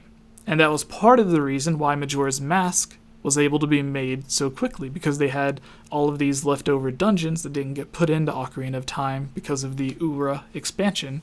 So that's why Majora's Mask was able to get made in 1 year. Now with Breath of the Wild, they hinted at like the game was technically finished before, like a few months before it actually released, is what they hinted at. But they wanted to delay the game to launch with the Nintendo Switch. So they just spent the extra time, like a small part of the team stayed on to work on like just polishing the game up and stuff like that. And then they slowly started adding in these features that they left out of the game that became DLC. Like the motorcycle was a feature that they showed off at the Games Developer Conference in 2017, where they showed off a bunch of other stuff. Like they were originally going to have Minish in the game. They were going to have Kokiri instead of Koroks. There was going to be a Kokiri champion. They had all of this stuff that they were going to do, but it got taken out of the game because they thought of better ideas that matched with the theme of the game. But they slowly started adding in those ideas, like the motorcycle, which they showed that they like left out of the beta of the game or whatever. So because they had these ideas left over, that's how they were able to get the DLC and stuff. And then around that time that Breath of the Wild released, Aonuma mentioned that they were wanting to experiment with like the engine and Triforce Heroes and everything to make this multiplayer Breath of the Wild pseudo sequel type game. And they've been working on that. Like, if you think of a game the size of Breath of the Wild, you think, oh, that's going to take a long time to develop. But because, like, at the time Majora's Mask was made, Ocarina of Time was a huge world. Like, it was one of the, like, largest worlds for, like, Nintendo 64 and, like, PlayStation 1 games and stuff. Holy cow, look, all this empty field. Yeah. Like, if you blowing all of our minds back in the day. If you run from, like, the back of Lake Hylia all the way up to the top of Death Mountain, that takes, like, so many minutes just to get there, and it's on the Nintendo 64. At the time, they only had, like, 40-something people, and they made Majora's Mask with that 40-something people in 1 year. Like, it's a lot smaller than Breath of the Wild is, but at the time, compared to the technology they had, it was comparable to Breath of the Wild for this generation. Like, Majora's Mask and Ocarina of Time, like, that's their equivalent. But now, whenever they have these, like, instead of 40 developers, they have, like, potentially hundreds of developers from their own team, and then the Xenoblade team they used, it's very likely that they would be able to make this sequel in a year or two. If they have all of these concepts left over that they wanted to use but didn't fit with the game, like Majora's Mask, they can just reuse them here. He already knows what he wants to do. He had mentioned that there was a bunch of like actual dungeons that they wanted to use, and there was like tons of guardians that they created that they wanted to use. Like, one looked like War of the Worlds, to where it's like the giant tentacle legs with like the globe head at the top of it, and there's like a city inside the head. That movie scared the crap out of me as a kid. Yeah, so there was a bunch of guardians and stuff that they built that they didn't put in the game. So like they can retool all of those and easily, very quickly make a dungeon out of those. And like they had an entire Minish village and an entire Kokiri forest that they took out of the game. That if they're like, oh, we need a village, they can just literally bring that left out village over and place it in this new world somewhere and be done with it in like a day, instead of spending weeks or months creating a village from scratch. So with all of these leftover ideas, the game being perfectly, or the engine being perfectly made, the size of the team that they have, the experience they have with the game, the fact that they're only developing it for one system instead of the Wii U and the Switch, which the Switch was much more powerful than the Wii U. And on the Switch, not only did they have to make it for the Switch, but they also had to have a toned down version to work in handheld mode at 720p.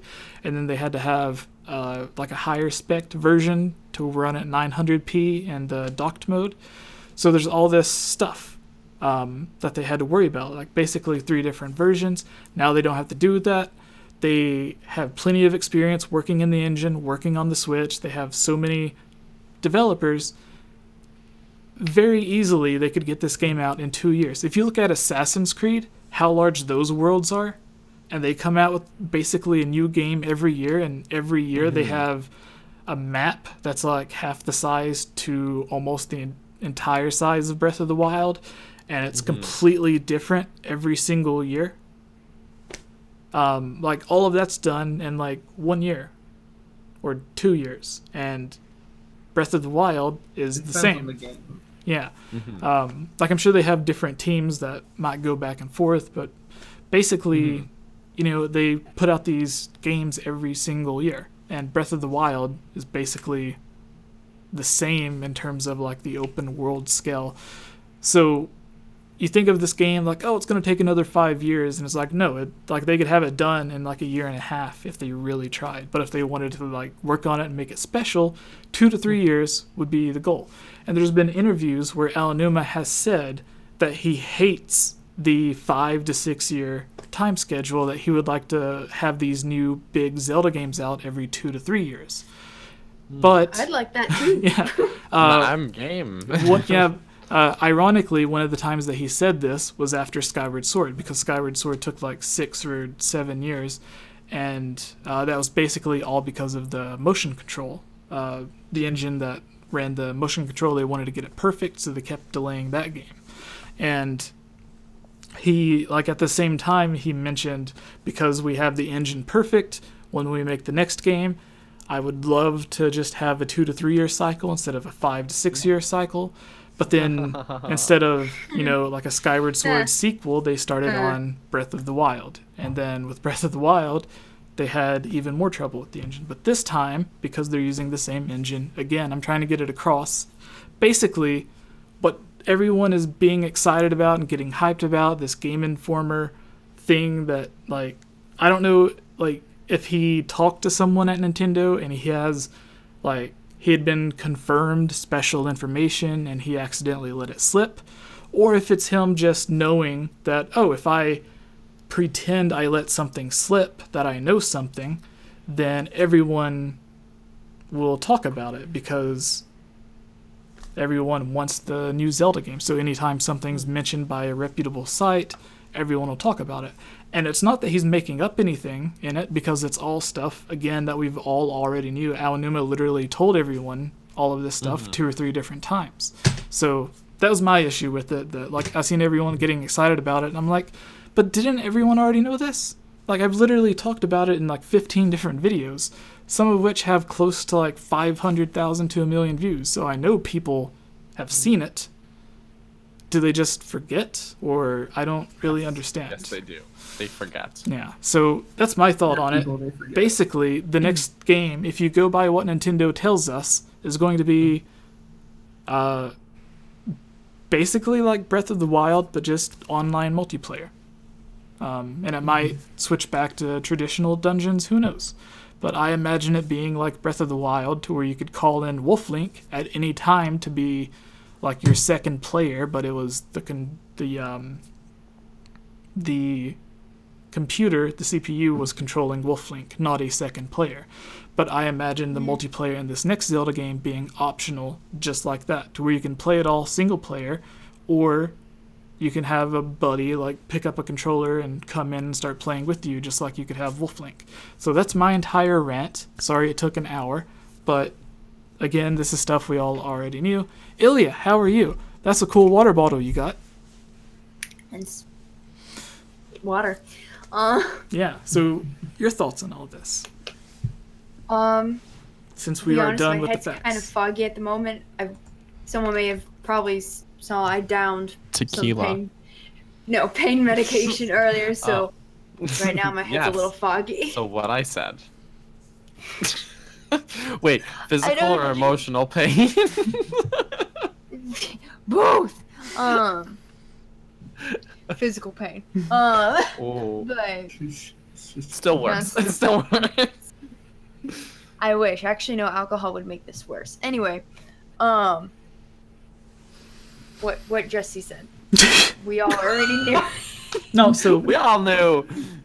so basically, But especially us, we especially know this because, like you said, we talked about it before, so it is kind of surprising. It's like, well, like, I guess anyone that like follows the channel, you would think like, oh, hopefully, you know, but there must be a lot more Zelda fans than we know.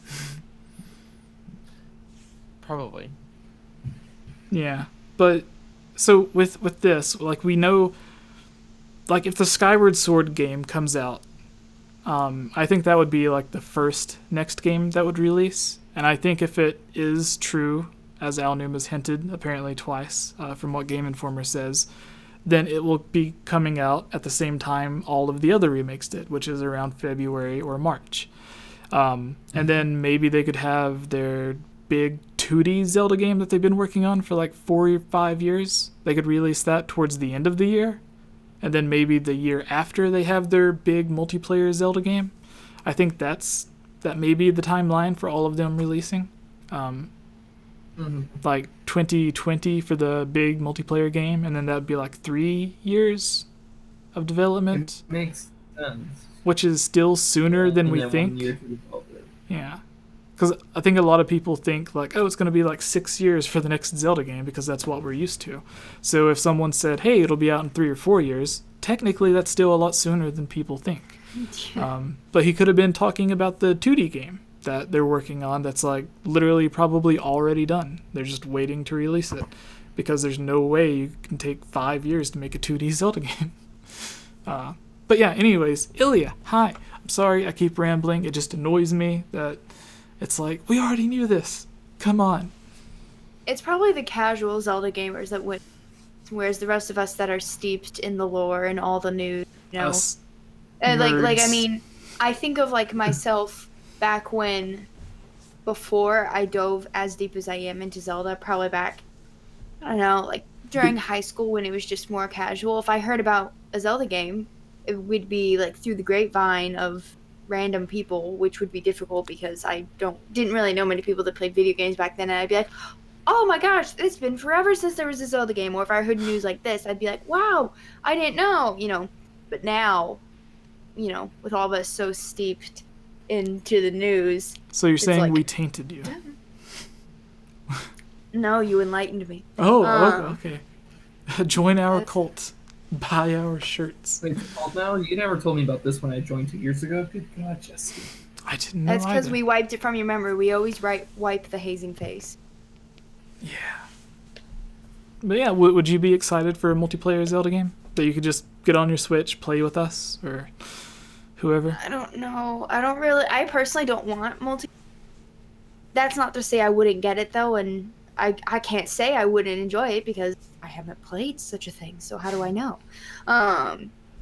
It wouldn't be my first choice, but if I'm online with like a bunch of y'all, then maybe I would. I would just hope it's not a super expensive game. I don't want to pay $60 for something that's mainly online. Even if there is the single player option, like, I don't know. If that's its main thing, I'd rather it not be $60. But that's just my personal preference. I like being an introvert when I play my Zelda games. It'll also be interesting when the 2D game comes out. It'll be like the first 2D Zelda game that is like $60. So. Oh no. Because usually they're like 30 or 40. I have money for that. Yeah. Yeah, So I don't like, wanna spend much. like A Link Between Worlds HD would probably be like $50. So. Between 45 and 50 would make sense. I think. Yeah, But 'cause- depending if they include like a deluxe edition, then I could see it. Well, like So Twilight 40 Princess 50 makes was sense. 50. So. And then I think the amiibo was 60 if you wanted to get it with the game.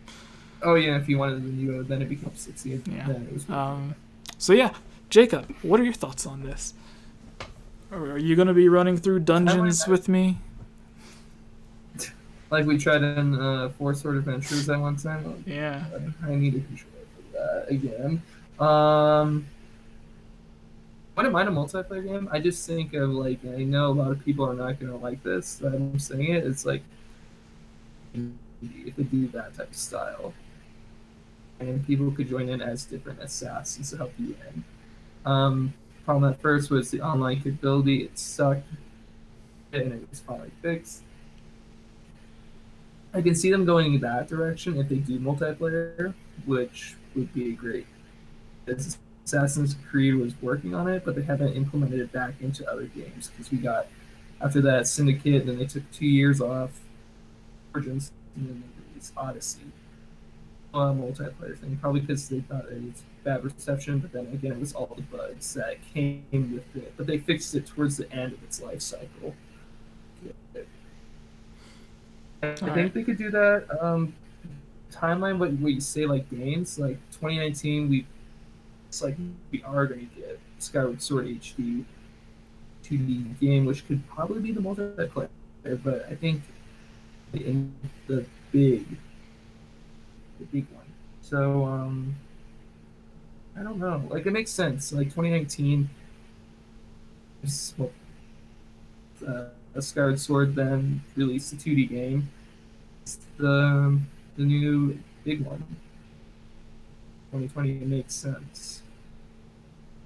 There's not much else I can say, but for the online multiplayer, just try to do what did towards the end of its life cycle before they release Syndicate. Like, try to do that if you're gonna go that way. I don't know how they would implement like other playable characters, like different links, maybe, or they can just, I mean, come on, they added a Piranha Plant in Smash, and they can do anything that they want for crying out loud. Yeah. Whatever works for them, just do it, but just try to follow like what you did before the end of its life cycle. And out of that, I think the timeline makes sense. 2 games in 2019, and then the big one in 2020, and then we see what happens from there. Yeah. There's always the possibility that... So, Nintendo and the Team Ninja, I think, the people that made Hyrule Warriors, in past interviews, they were asked like if Hyrule Warriors 2 was a possibility, and they said if Hyrule Warriors was a success, then it was likely that they would make another one. And Hyrule Warriors was so successful on the Wii U that they released it on the 3DS. They were probably planning on releasing it on the 3DS anyways, but they did. And then it sold really well on the 3DS. People who already had the game also bought it on the 3DS just so they could get the Legends DLC. And then those same people likely bought the game on the Switch when it came out with the even more DLC, like the Breath of the Wild stuff. And they said, if it was successful, and because it was successful, they did the 2 versions of it, and then they began working on Fire Emblem Warriors, and it was a success on the 3DS and the Switch. And then they ported the Hyrule Warriors to the Switch, which also became a huge success. So from their interviews, if you go by what they said, and plans do change, originally Aonuma wanted Zelda Wii U, as it was known, to have some sort of multiplayer aspect, which it ended up not having. So plans do change, but if you go by what they said in their interviews, then Hyrule Warriors 2 is likely in development, because we don't know what else they're working on, and it would be like if they released it in 2 years, it would be perfect, because then they could tie in a bunch of the Breath of the Wild stuff, whatever they cover in the new like 2D Zelda game or the upcoming Zelda game. Like it's non-canon, but they could mix it all in there. It'd be really cool. I don't know what a second story would be, because the first story literally covers like almost everything. Literally. Yeah. So maybe they have to make a new boss for the 2D one. Yeah, so Daniel, your turn. Where does this theoretical multiplayer Breath of the Wild take place in the timeline? Bananas. Sorry. There are so many better fruits to say in German. Gosh. I know. I want to... Well, I don't know, but I want to know. Orangen, Erdbeer. Happy... Apfel. So this is for you, Ilya, I imagine. What? Abigail says, Happy Zelda and Hunger Games month, everybody. Just realized we are close to the end of the month. We are. Thank you, Abigail. Zelda Thank you. and Hunger Games are also the puns, I guess, that we used to come up with the name of this podcast. I was thinking something kind of nerdy, and I thought Hunger Games, because a podcast about video games is a Gamescast, and I was trying to think of something with games in the title, so I thought of Hunger Games, and then they both start with an H, so I was like, oh, well, Hunger Games, Hunger Gamescast, Hylian Gamescast. And there we go. Oh. So it's very awesome that you like brought up those 2 things. I didn't know that. Over a year, and he now knows. Does it make sense, though? It makes sense. A podcast about games is a Gamescast. Thinking of a phrase or a word that had games in the title to put cast after, I thought of Hunger Games, because I was watching the movies at the time. And I was like, oh, well, instead of Hunger Games, like Hunger Games Cast, which would be a nice podcast for the Hunger Games series, the Hylian Games Cast, because then it has a Zelda reference, it has just like a generic nerdy reference, and then it has the cast in the title, so it all just clicked. And there we go. I thought it was nice, and then I started thinking it was stupid, but then everyone started liking it, so I was like, oh, maybe it is nice. But I think that's just the thing where it's like you think you could always do better. So yes. No, I understand that. Yeah. Absolutely. All right. So timeline, Daniel. How does this banana fit in the other pile of bananas? On the live podcast we had together, we had bananas on the table with us. Yeah, well, that's true. And Maybe that's why it's so stuck in my head. And lots of alcohol. Bananas and glasses. You were double fisting. Yeah, there was a lot of alcohol. I was on vacation. No, you were, yes. Anyway, friends with friends again. So welcome back to Friends with Friends. No. Every time I open my mouth, I derail the entire discussion. Apparently, I think Orion may be watching now because he says, "Oh man, I just realized you're all live. Hello to you all, and have a great show." Oh, Yeah. thanks. Hello, Where Orion. was that? On Twitter? Or? It was on Facebook. It was a private message. Oh, well. Yeah. Thanks, man. He got up in my DMs, if you know what I mean. Oh, all up in your DMs. Yeah. All right, So yeah. So, so multiplayer, Daniel. I'm so down for that. No one's. You can just just talk about it. It's your time. This is your moment to talk about all of this stuff without anyone interrupting you. Okay, so It's all you. Alright. No, okay, I'm done. Drops mic. You can go. I'll mute. Don't stop. I'm having the time of my life. But, it's just like a little nod towards the people. It's like, why is he always talking? And it's like, well, I'm the main host of the show. I read the news. If you watched another, it's his channel, people. If you watched news, people does it for us. Yeah, it's also like worth noting. There's so many times I just right now I just talk right over it. I'm such a bad. And then no, it's good. But like there's stuff that happens, but it's like, do they miss the videos where it's like Ilya or Chiblima or you or whatever guest we have that's reading the news?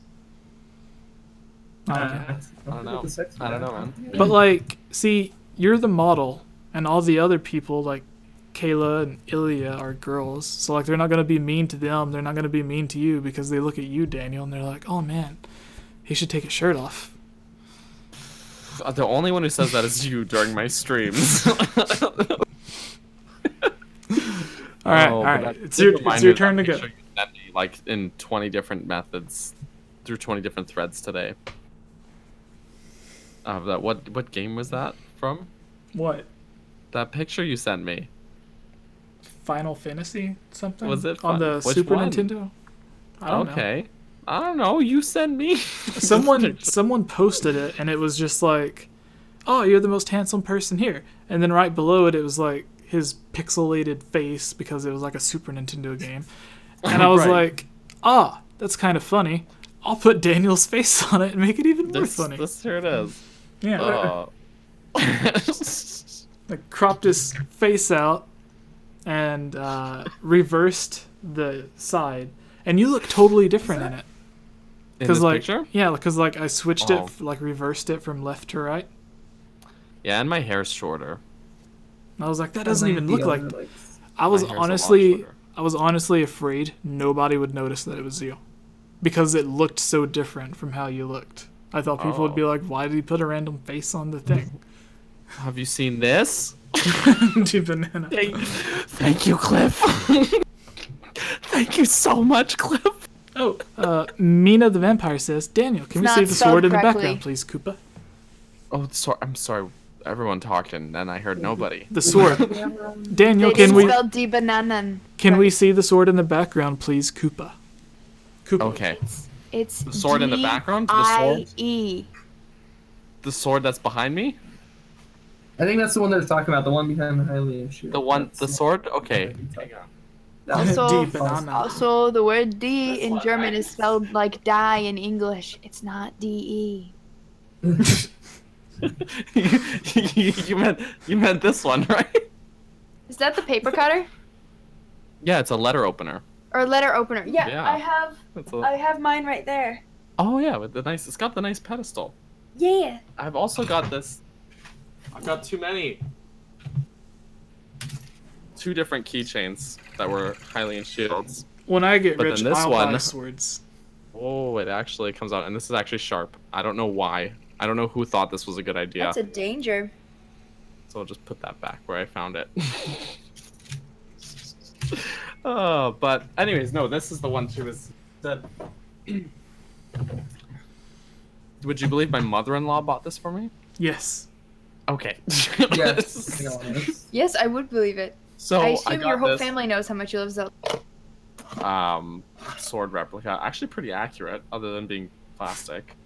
And It's better than Classic. mine. Mine is foam. Have you ever thought about Mine is buying really the foam. the actual metal resin replicas that they have on eBay? I have found, and I've seen some in shops, but the metal ones are really expensive, and a lot of the time they're not as true to the actual sword. Yeah. Like as true to the actual like the handle is like the general shapes right, but it's missing like half of the detail. So I'd rather one that's truer to the game, but you know, plastic. But here's a fun story about these. Okay, so I got this shield and the sword together. When I got it, it was wrapped in wrapping paper together with the... Oh god, I've ruined Alright, everything. I'm gonna show you guys the best Link cosplay that I've ever seen from one of my Alright. friends. Show us. I actually became friends with her because the cosplay was so great. And she actually did she did a video on my channel where she like went over like how to do the makeup and how she made the outfit and everything. I think I know who you're talking about. Yeah, but she has like, it was the last one that the person made, but it's like an actual metal steel shield, like made and painted to look exactly like the Twilight Princess. And they have Actually really cool. a sword that's like actual metal and stuff, and you can buy the replicas on eBay and stuff, but they're like made out of like resin and thing, like to make it look like it's shiny metal. But I'll find it while you're talking about your banana. Just for shaving like this. No, but the funny thing is when I got this sword and shield is they were wrapped together like that, and in wrapping paper, and I just saw the general shape of it, and I was like, what the hell? Did they give me this weird guitar or something? Like some weird plastic, like I'm holding it, I'm like, is this some weird plastic guitar? Like what the hell am I holding right now? I had no idea. And then it turned out to be that, and I was thrilled, but Spencer was my son. He was 4 at the time. He was way more thrilled about it, and I get pictures of him like running around with it and stuff. So this is the pretty great. cosplayer. I just posted in the Discord, but you can see the picture of like in the thumbnail, the shield and her costume and everything. Oh wow! And then the video is her like going over how she actually made everything. And I forgot what country she's in, but she's actually like one of the most famous cosplayers from that country. I've seen her videos. Yeah, and It was a while ago, but I've seen them. and like she's been on like a bunch of TV shows and stuff because of her. Yeah. Wow. So I remember you posting something about that like a few months ago. yeah. Now that I look back at what I named the video, I thought it was kind of lame. Confessions of a cosplayer. Oh, But it's pretty good. Someone help with Discord? You just click the link and then you go there. Daniel, tell us. We've been on a tangent for 15 minutes. Tell us about your thoughts on multiplayer Zelda. forgot. I want it. We went. It. I want it. We spent like an hour troubleshooting Four Swords Adventures online. And it was so Fun. much fun. I want It's to play fun it to again. watch. Let's play it again, Jesse. All right, I keep saying like. let's Jesse. get it up right now. We No, could. it does. It just takes a lot of work. Just Okay. tell I us gotta what you would want. Do you want traditional dungeons? Do you want the dungeons from Breath of the Wild? Would you like it to be 2D? Just tell us. Tell us your. Okay. I think it depends. I guess if you're going like couch co-op, like multiplayer on one console, I really think 2D would be better. But if we had some form of online functionality, say you both have a Switch, connect online or locally wirelessly, and have it set up that way, then I think 3D Zelda could work. I think it would be fun. I was never really into the idea of two multiplayer Zeldas until playing Four Swords with Jesse like a few weeks ago, and honestly, it was a great time. I had so much fun, and I think I was soured by the whole idea of it before, because I had tried to play through Four Swords Adventure, but I had no friends that I could play it with. I should specify. Yes. I did that with the Game Boy Advanced Four Swords. Oh yeah. Because they released it on the 3DS, the Anniversary Edition, and yes, I did not. Like you, had no friends either. And now we found each other. Yeah. And we ended up playing Four Swords in the end. Yeah. Should we move on to the next one? Does anyone have any final thoughts before we move on? Just read my comment in our Discord currently. All right. I'll use my phone so I don't show it on the stream. It's a banana. Oh, sorry, that's Cliff's comment in the Discord.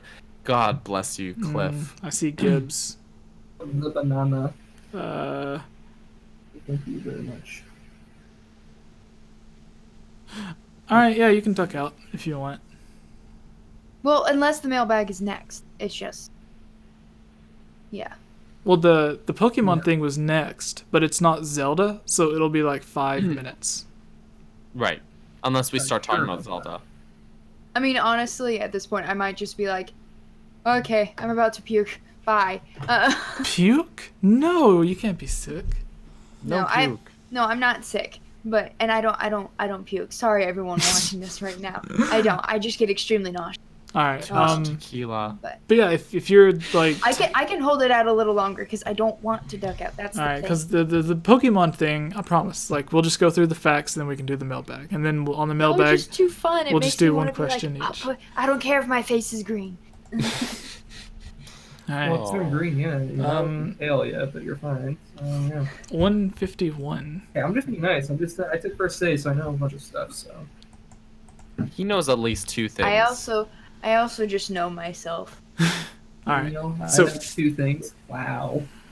At least. I'm sure you're not at most. I said at least. I just feel so offended right now. I know more, okay? I know more about you. Yeah. Welcome to our generation. We're offended by everything. Do you know what at least means? Wow! Alright, let's start the Pokemon thing. Hello everyone, I am Jesse. We're Game Over Jesse. Here with us is Ilya, Jacob, and Daniel. Today we're going to be talking about basically all but confirmed Pokemon Let's Go Pikachu and Eevee sequels. So like 2nd gen games. Yes, they just came out. There's no official announcement, but here's why it's, again, all but confirmed we're going to get a Gen 2 Pokemon Let's Go game. So there was a statement made. We have 2 here. One, it looks like it was in a book or something where they said, they were asked, are Pokemon Let's Go Pikachu and Pokemon Let's Go Eevee spin-offs, and would you consider making other games that could connect to Pokemon Go? Masuda, I imagine is one of the directors of the game, says these games aren't spin-offs. These are core Pokemon titles. As for whether we would make another Pokemon games or other Pokemon games that could connect to Pokemon Go, that will depend on how well the games are received. If we hear a lot of people saying they enjoyed being able to bring Pokemon to these games for Pokemon Go, then we'll think about maybe having future titles also be able to connect to it. So that is one. And from that, saying if people enjoy it and it does well, they will continue the series, basically. It's done amazingly well. The second interview here that we have, this actually comes from Pokemon Blog, says Game Freak confirms Pokemon Let's Go series could continue with sequel set in the Johto region. It starts, the folks at Eurogamer recently had, I'm going to pull this a little bit closer. Hello everyone. The the folks at Game Informer recently had an opportunity to chat with the Game Freak director, Masuda. So yeah, it was the director last time. So I got that right. I'm not familiar with their names as I am with the Zelda team, but continuing about Pokemon Let's Go and the possibility of a sequel set in the Johto region. Eurogamer asks, or states, I also wanted to quickly ask about the Pokemon that are available in the game, like those which are related to Kanto but not in the original 151. Pokemon like Igglypuff or Magmortar that tie into the first generation Pokemon. What was the reasoning behind leaving those out? Masuda says, so kind of the basis of it, is that in the first generation, there aren't any Pokemon eggs. So when we thought about... thought about how these Pokemon... I got lost for a second. The screen's really far away. Actually, Daniel, do you want to read this? Ilya? Do one of you guys want to take it? Sure. Because the screen is Someone far else away. take it. Yeah, All just start the paragraph over with the so. Just gotta scroll down. This is Right, gonna get so edited. kind of the basis of it, is that in the first generation there aren't any Pokemon eggs. So this is the guy. He apparently says, "So Yeah. you know a lot." That's how my dad talks. When we thought about how would these Pokemon be hatched in the first place, it kind of didn't make any sense. But also, there it is again. We wanted to spend more time and put more. You have to remember effort. this guy is Japanese. It's probably the translator who's putting in all of the knows. Like maybe he does that probably. and not Masuda. All right. Yeah, actually, you're probably right. It's funny though. But also, we wanted to spend more time and put more effort into making Pokemon. The original 151 as made as possible and expressing them as well as we could. Then Eurogame asked, sure. Does it suggest you have one eye on another Let's Go style game set in Johto? He said, so,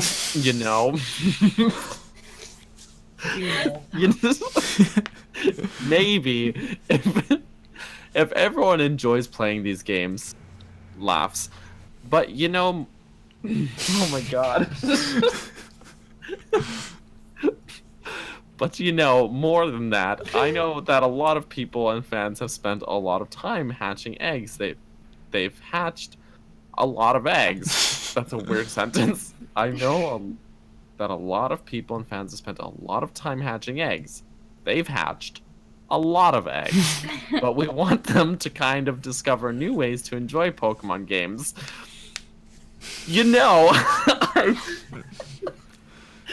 I'd be really sad to think that for them. Pokemon is hatching eggs, so with this one, we're trying to show them a different side of the game. Yeah. So yeah, Gibbs. This has got me a bit, but which is something. Actually, that's a How I Met Your Mother reference, but also something I do a lot. It's a friends too, with friends thing. Yeah, but that's a friends with friends thing. Yeah. Okay. So basically, cover what this went over, Daniel. Well, like what did the first interview tell us, and what did the second? Because the second one was kind of a maybe, but the first one was more of a guarantee. It's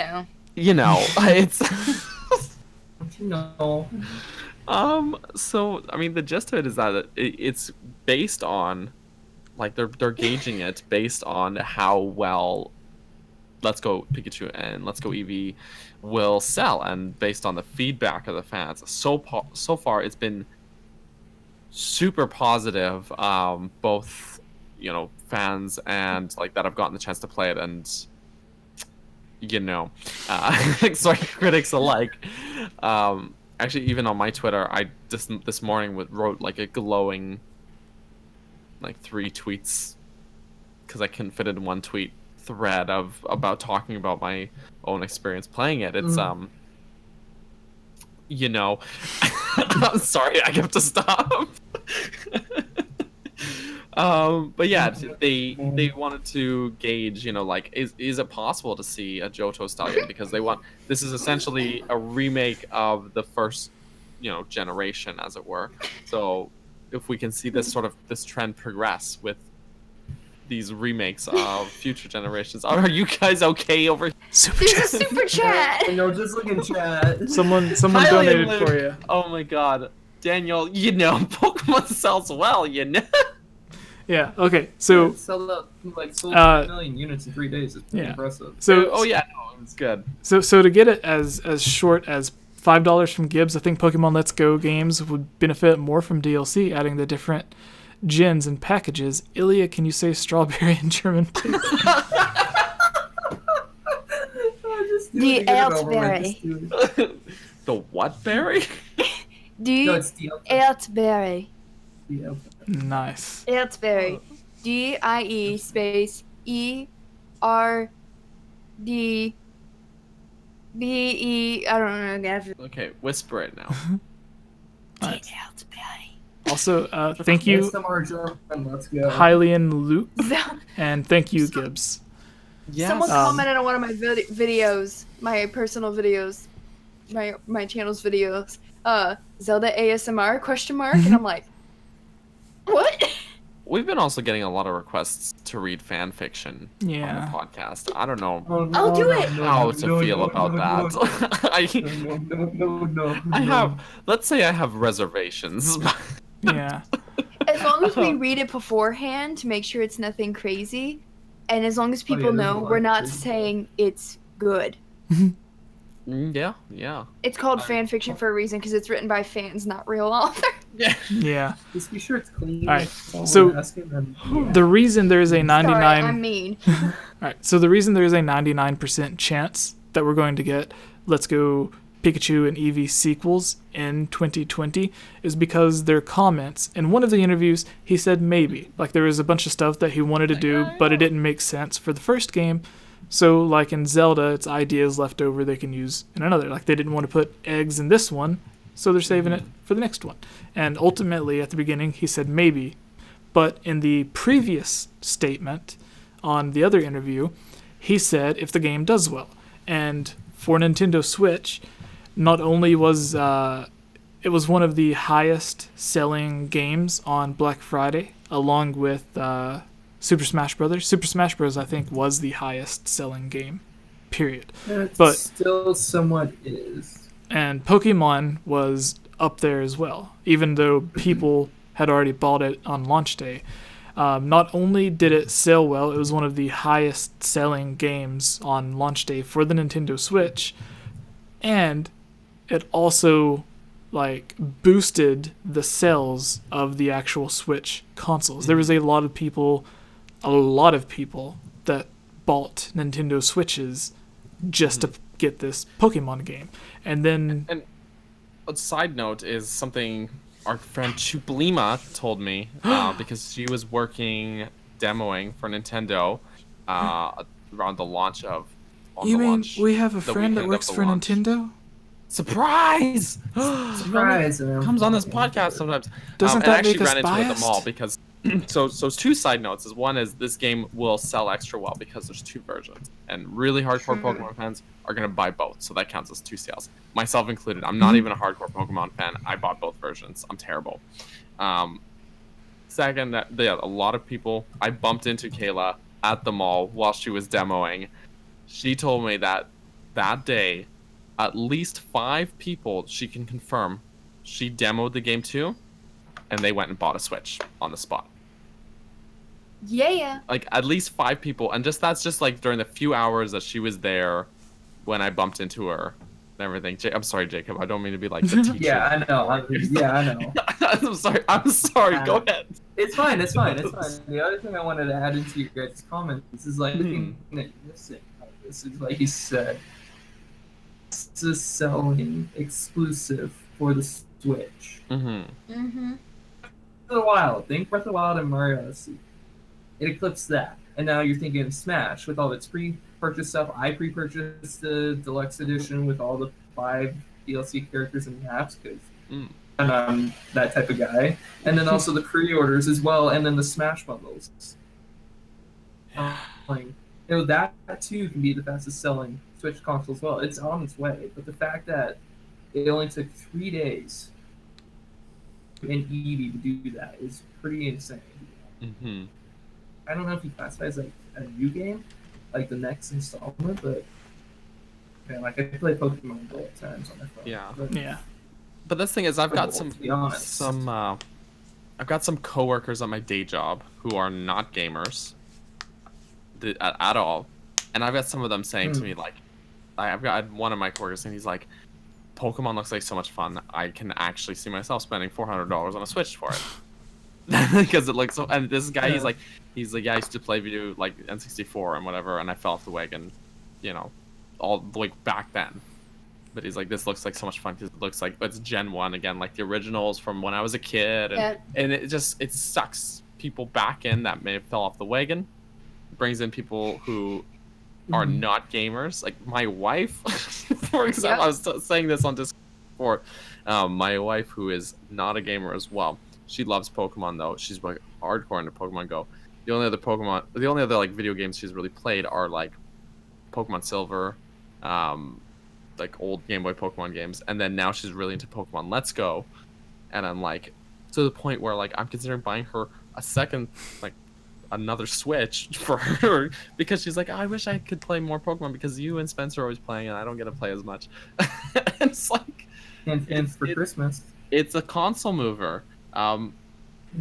Terrible game. I'm not a manager at my day job, but I do work in banking, but I'm not a manager. He does manage other people's money, kind of, though, right? Like you manage, give them advice, tell them what they should be doing. That's managing. Mostly advise and take instruction. Yeah. And also like sometimes I'm not rude to people, but sometimes I'm like I have to kind of tell them what's what. It's like, hey, like this is the best option. Yeah, it's like, hey, yeah, you know, just like you're gonna be broke in 2 months if you don't. Oh my gosh. You keep spending out of your savings account. You're causing more fees than you need to when you have free checking. Things like that. That's my day job. Yeah. It's nothing too terribly exciting. Another reason this game's making a lot of money, people are paying like $50, even more if you go on eBay, like up to like $100, $200, just to get a Pokeball with Mew. And in China, did you guys know this? There was a big article going around where retailers in China, I think it was just like whatever the GameStop equivalent, like a fancy video game store in China, they are somehow, even though it's digital, so I don't really understand, but they're taking the Mew out of the Pokeball, and they're selling the Pokeball for the original price, and then the Mew for like $15, $20 more. What? Coding? Yeah. With the code in there, and put it on like a USB drive or something. Yeah, I don't know how it under. Yeah, I don't know how they're doing it, but it's like you can buy the Pokeball, but if you want the Mew, you can't just buy the Mew. You have to buy the Pokeball, and then you got to buy the Mew. So like you're getting an empty Pokeball. A rip off. Yeah. Yeah. And coding like, is not. The coding for that shouldn't be that hard to take out. It's just like the little string of code, put it into USB. Still a rip off. This is coming from a guy that only took like. Yeah, it's a lot of BS. But yeah, like you have the two games, the Pokeball that's selling well, like it gets everyone back into Pokemon Go where they spend money. So from everything that they've said, and this is just 2 interviews, I'm sure there's a lot more where they've mentioned it, especially after the success of Pokemon Let's Go. Yeah, like it's pretty much confirmed, basically, I would say, that they're going to be alternating every year. At least for a few with the Pokemon Let's Go. It might die out, who knows. But for like the next few years, I could see like this year being Pokemon Let's Go Pikachu and Eevee, 2019 being the actual next gen Pokemon game, and then after that it's like Pokemon Let's Go Johto, whatever the Pokemon would be.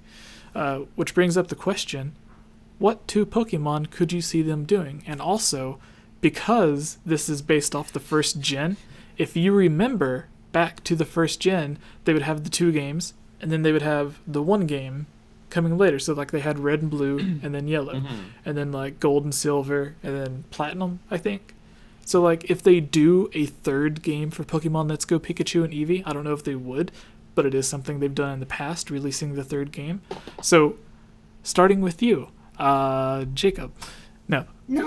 So Ilya, Let Ilya Ilya, go. She has her do- hand up. She you needs to think- go. Let her go. yeah, so do you think a third game would be possible like they used to do? And if they do, what would that third game Pokemon be from the first gen? So like Pikachu, Eevee, Togepi? Who knows? Because Well, I was gonna say Togepi, but I was gonna also clarify. Technically, Togepi is second gen. Technically speaking. yeah. Even though it was in the first season of the anime. I think it'd be funny if they did Psyduck for comedic reasons. For the third game? Yes. For Gen 1. Yeah. Yeah, it would just be funny, but then you'd have 2 yellow characters.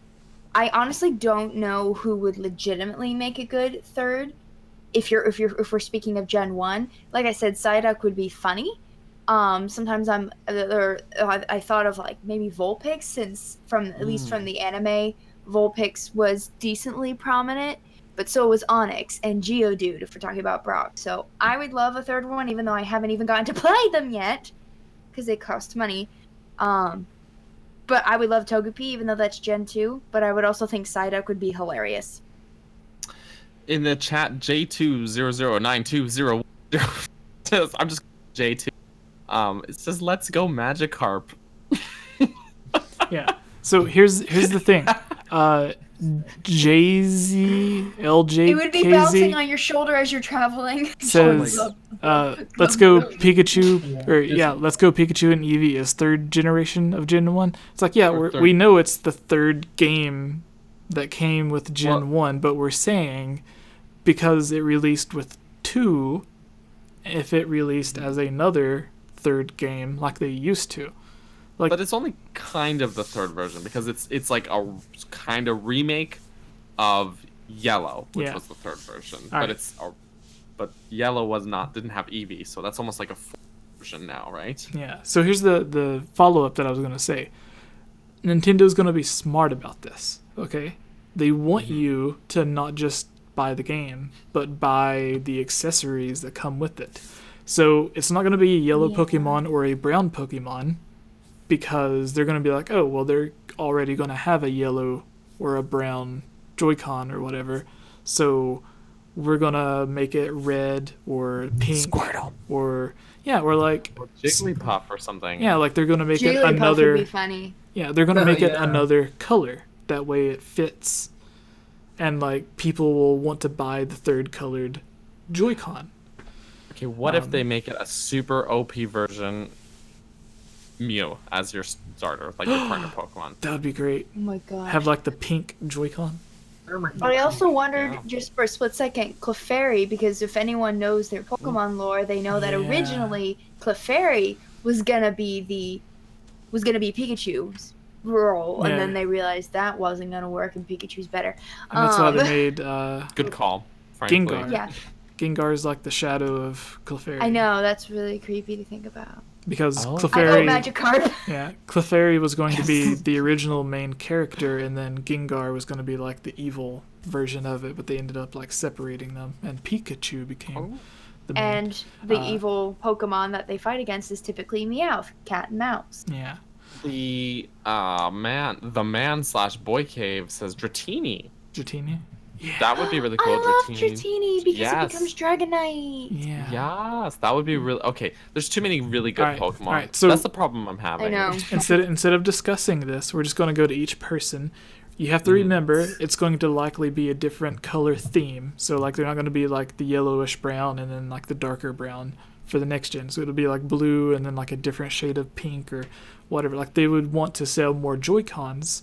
So they would want to like theme it different colors. So you have to keep that in mind.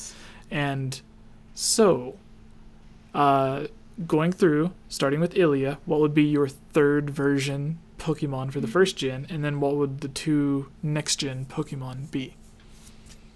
Right. Okay. Togepi's second generation and doesn't have a ton of powers.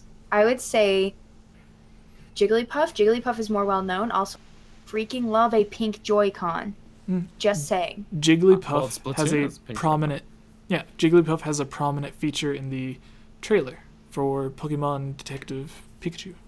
I know, and I didn't understand why it was fuzzy because she's a balloon. Then again, I don't know if I want to know what that looks like in real life. Daniel says ew. yes, so much like Holly W. It's Oh the yeah, Canadian we're going connection. yes. I don't know. That's So I would say Jigglypuff, and shoot, this would be difficult. What would be another one that would go good with it? I guess I'll say Dratini and have it be like an icy blue. I don't know if Dratini is an actual viable option to most people, but Psyduck would be funny, but we already have a yellow controller, yellow Joy-Con, so like a light blue and a pink's almost like a toned down version of the Splatoon controls. Or is that pink and green? it's pink and green. That's pink and green. Yeah. But so like a toned down version of that. And as far as Gen 2, I know I probably shouldn't be picking from any of the starters, but I really like Chikorita. I just love Chikorita. I would love to say Togepi, but Togepi doesn't really have much as far as power goes. She's just adorable, which is fine, and I love that. And if you could just like have that as an accessory to hold, that'd be great. But Chikorita, and just to be funny, I'll say I think she's Gen 2. Meryl? Yeah. Meryl is Gen 2, yeah. So Pika Blue, essentially. Oh yeah. All right. But then again, that would give you a light green controller and then a dark blue controller. So that's what I say. Daniel. Okay, so I don't know my Pokemon as well as Ilya does. I don't even know that well. Once you get to Gen 2, I'm like... Pokemon. I don't know. I really mostly know the Gen 1 Pokemon. I did want to say I did also want to say the starters, though. Like, I guess... Okay, I should start with my Gen 1 pick. I really liked the Dratini idea because Dragonite is like a pretty powerful Pokemon, and it makes sense to have that evolution. You get 3 stages of your evolution. Actually, you know what? Maybe not, because your partner Pokemon in Let's Go does not evolve. Oh, good point. So I think they would want to stick with something that's a starter, but also this throws everything I was gonna say into destruction. So I'm gonna stick with my first instinct, which was Mew. I think that would be really interesting to have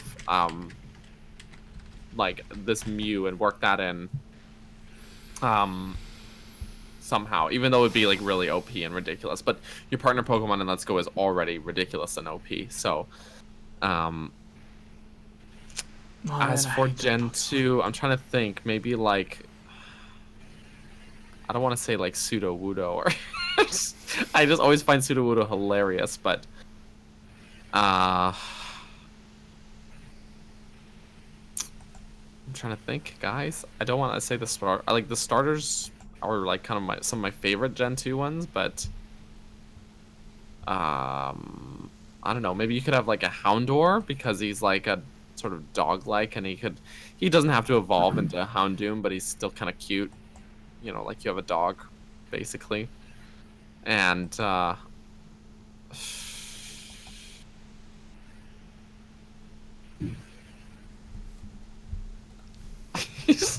don't know. I just want to say I like Cyndaquil actually, and you can have a really cool Joy-Con design with Cyndaquil. Yeah, except when he hops on your shoulder, it's gonna like catch you on fire. Yeah, you can ride on a Rapidash in Let's Go and not be on fire somehow. So yeah, the attacks aren't supposed to hurt their trainer. No, exactly. So right. Yeah, no, Cyndaquil, like, it's got blue but fire. You could make cool Joy-Cons with that. So I'm gonna go next because I already know them really fast. I'm going to pick either Umbreon or Espeon because it would continue the Eevee love. Oh, damn. And then I would pick who was it? I had him. Celebi, yes. Celebi, someone mentioned. So I would get, it was Cliff. Cliff mentioned Celebi, so that's who I would get. And then just Mew or Mewtwo for the third, first. Like the third version of the first gen is mine. So Jacob, your turn. Me? I'll play Pokemon Go. I was just looking up the gens and holy crap, there's so many gens. There's too many, right? Too many, make it simple enough for this common, like, heathen of me that doesn't know Pokemon that much. I didn't grow up with it. I started getting into it. The Pokemon Go. The only thing I can think of call me like old, like something out of the barrel. It's like shoot fish in a barrel. I'm just, I don't know why I said that. I'm just thinking something that's easy right off the top of my head. Thing for like, let's go put Pikachu and Eevee. I was just thinking like just kind of stage, just like make Pokemon that you got Charizard, Pearl, just make that their own Pokeball. They all have different colors. Make that their own. I think that's the only thing I could think of like right now. I'm like, let's go Pikachu, let's go Eevee, kind of like different versions of the game. The Charizard, like you only get Charizard, Bulbasaur, and then Squirrel. That's what I'm thinking. Like I said, I don't know much about Pokemon. I'm a heathen. I know. Roast me in chat if you want to. But well, this is mainly a Zelda thing, so no one should be mad about that. Yeah. I said Celebi. Because it's like Mew and Mewtwo. Oh, Celebi! That was a sad episode in the anime. That was the movie. Right? I thought it was an episode of the anime. Both. Oh, that's so cool. What? I have no idea. Hylian CC tweeted and was like, I was watching Game Over Jesse and his podcast for a bit, and she was streaming herself on her Twitch watching the podcast. Oh. So we can copyright strike her. Woo! Let's do it. I almost started my Twitch, even though I haven't done it yet. I almost started out, but I was like, I'm just gonna read the Hunger Games, and then I was like, oh, wait, that might cause issues. Now, for a dramatic reading. Yeah. It would be bad because I would be reading just fine, and then I would just start crying. No one wants to hear me try and read the Hunger Games trilogy. I would just cry most of the time, or I would stop every whenever I read it. Every says something, I go. And then I go back. Alright, can I say the Pokemon that I hate the most in Gen 2 is that gym leader's Miltank? What? I don't remember Gen 2 well. Oh, there's a gym leader that has Miltank, and they use this move that's like a roll, but it keeps doing it over and over, and it gets more and more powerful. And like as soon as you get it to like really low HP, she uses potion or whatever to get it to go back up. Oh, that thing is weird looking. It's a cow. Yeah, it's a Miltank. All right, so Zelda mailbag. Everyone ready? Everyone in the chat, all 50 of you, get your questions ready. We will pick one, maybe. All right. Hello, everyone. I am Jesse, or Game Over Jesse, as all of you may know me. Here with us on the Hylian Gamescast, episode 62, Zelda mailbag, where we're going to be answering all of your Zelda or Nintendo question. You can leave your questions in the comments below to have them answered, but joining us, answering all of your questions, is Ilya beside me, Jacob above me, and diagonal is... And no one else. is Daniel. Yeah, we don't talk about the guy. Yeah, we don't talk about the guy. So, if you want to have your question guaranteed to be featured on the show, you can head to patreon.com/GameOverJesse. Just like Jacob, Michael, Elmer, Vortex, Gus, Justin, That One Pancake, Cave Time 15, Monica, Casey, Link Use the Triforce, Megan, Lunarium, Robbie, Shadow to Us, Rusty, and Lovable Christy. I'm sure some of those aren't actually Patreons anymore. I just need to update it. Anyways, yeah, if you want your question guaranteed to be featured on the show and to have it like the actual title of the Zelda mailbag, you can head there, support the channel, and get other awesome stuff. So, we got some super chats in here, Jesse. Oh, nice. Wow. Just Cliff, our good friend Cliff, he says at the end of the rap, Jacob must sing the Poke Rap.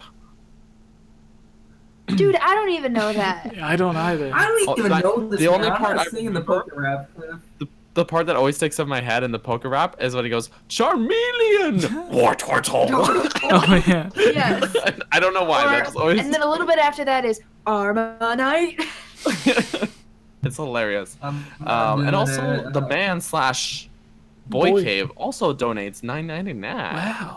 Wow. Thank you, guys. If you have a question, Namaste. the Man Boy Cave, post it and we'll answer it. Yeah. So, Ilya, do you want to pick the first question? Yes, I actually picked one already. Sweet. Good. So, Mr. Whale asks, I know I can't watch the podcast, but which postman is your favorite? My favorite is the Twilight Princess postman because he makes the funniest face. Oh!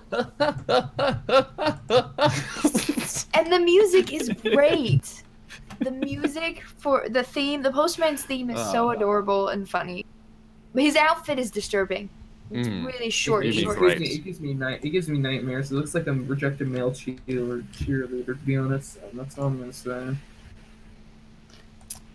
Okay. It's like if Goob. It's like if Goob from Meet the Robinsons grew up to be a postman. Yeah, basically. Oh dear. Which is your favorite postman? Majora's Mask's postman. Actually, no. You know what? No, wait. Hang on. Oh. I like him, but he works hard. Okay, no. He's still my favorite. I do enjoy Majora's Mask postman. He's a hard worker, and he's got a really nice character arc where he struggles with like where he's got to leave and stuff. That whole side quest with him is really strange but really fun. I really enjoyed that. I was thinking for a moment the postman in not Spirit Tracks, in Phantom Hourglass is my least favorite because he shows up, he's like, "You've got mail, buddy," rips it open, reads it to you, and he's like, "Oh, okay," and then he just takes off, and you don't even get to keep it. So, Rude, ROOD, definitely least favorite postman. But the one in Spirit Tracks is almost the exact same, except he actually gives you the letter and doesn't read it, which is far preferred, especially when it tells you like exactly where you need to go in the game, and you can check on it if you forget. But if he reads it and leaves and doesn't give you the mail, then you can't check, so you don't know where you're supposed to go. If you forget, that is. That's messed up. Yeah. I mean, the internet works, but you can use the internet, but still. Don't trust.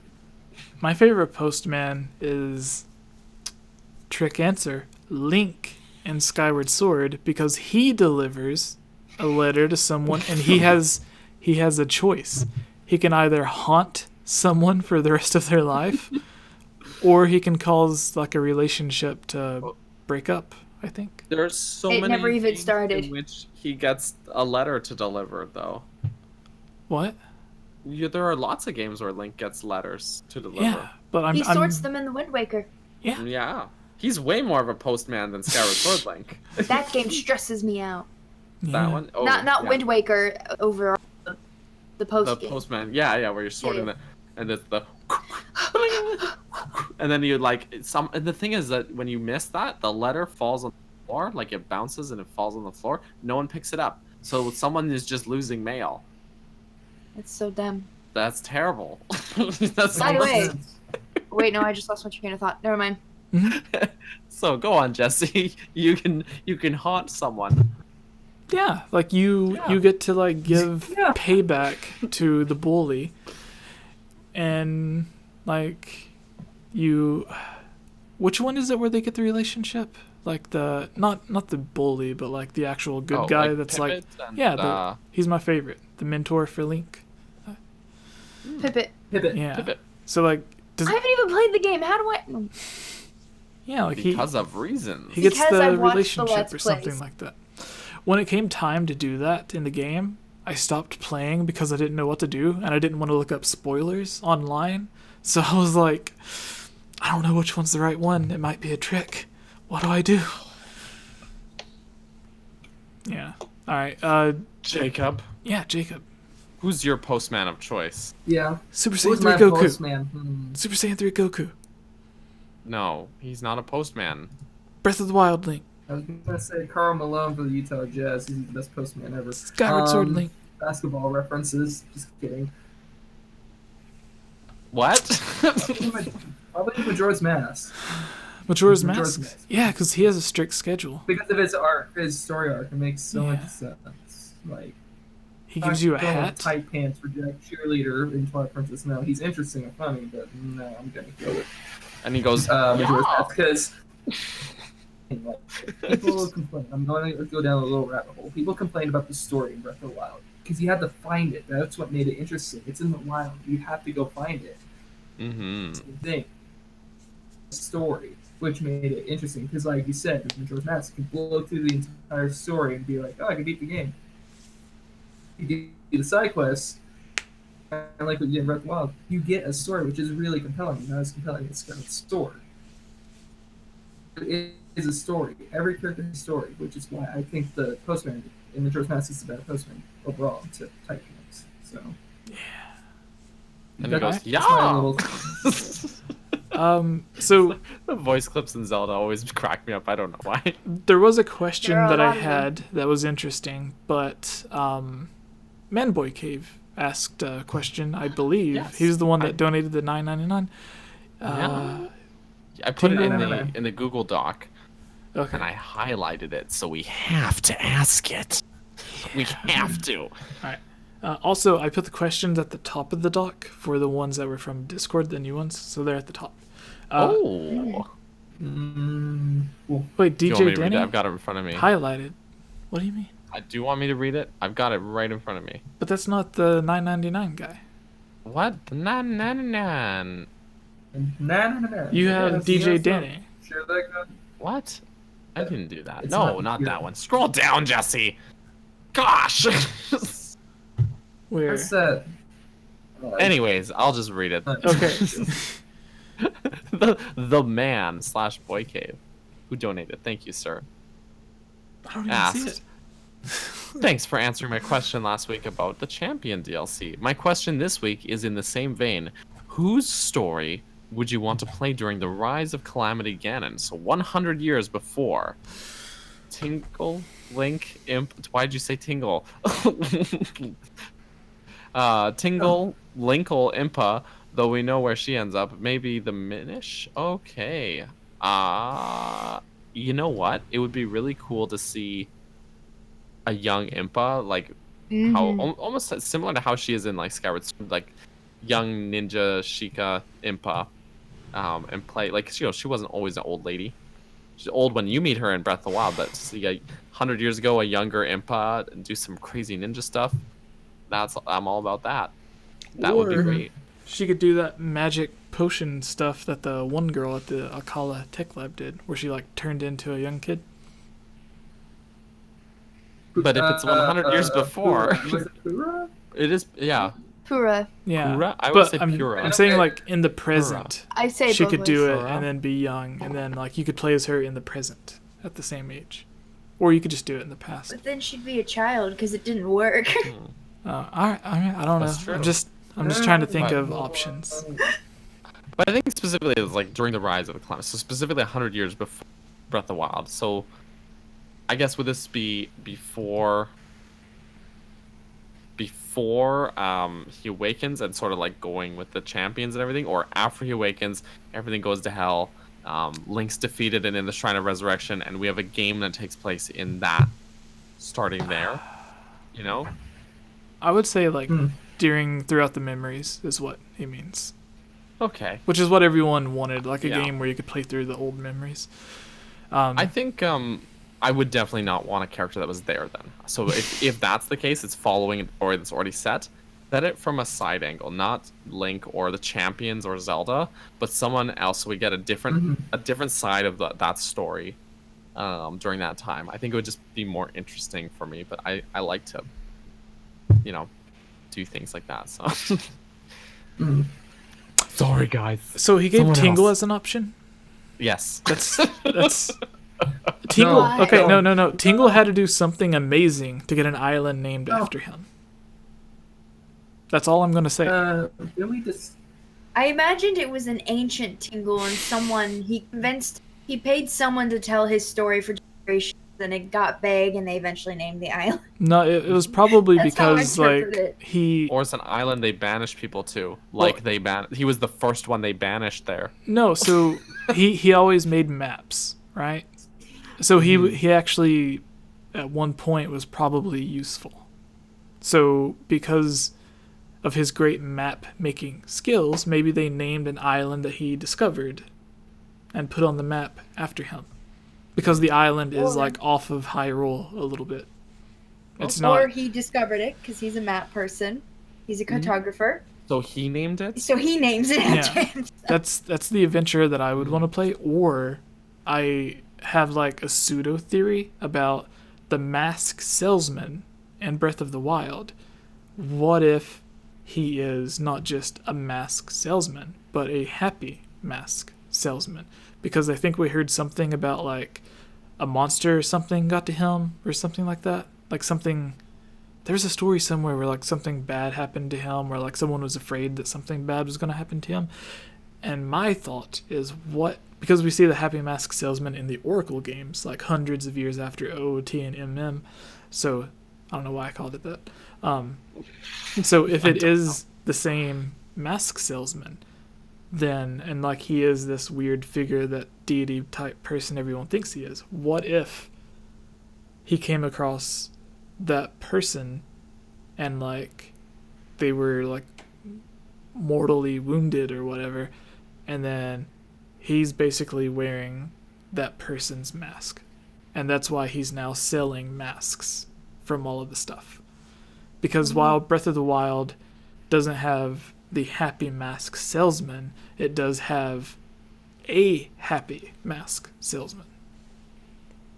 So it's just a thought.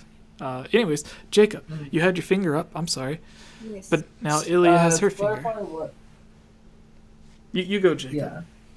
Come on, Biff. What Mailbag Cave said. He said after, like during the fall. Yeah, he Oh, clarified after, his like, question. Still Tingle. Yeah, he said during the fall They were gonna make a I- Tingle horror game. when they're fleeing. I think this Oh. could be a Tingle horror game. Tingle running think away that- from the Guardians and Ganon. I Scared think to my death. answer stays the same Yeah. still too though. Like some like Impa. We see briefly in that like one of the final memories, the cutscene where two Sheikah kind of go and Zelda tells them to take Link to the Shrine of Resurrection. And so that could be a really interesting launching point. You start the game there. Your first tutorial, you got to get Link from there to bring him to the Shrine of Resurrection. Yeah. I don't know. That would be real neat. And then the whole game, because you're Sheikah, you got to kind of more sneak around. You can't be overtly offensive like Link is. Be like the Um, one shrine or tribe. What was it? The hideout? The Yiga hideout? The Yeah. Yiga hideout? Yiga hideout. Yeah. All right. Yeah. Jacob, do you want to go and do yours? My question, or just say my answer for? Well, you give your answer and then you can take your question. It's gonna be in the Zelda mailbag because I found two that were interesting, but I couldn't only pick one, which sucks. My answer for that one would be Impa, obviously, but I want to find out because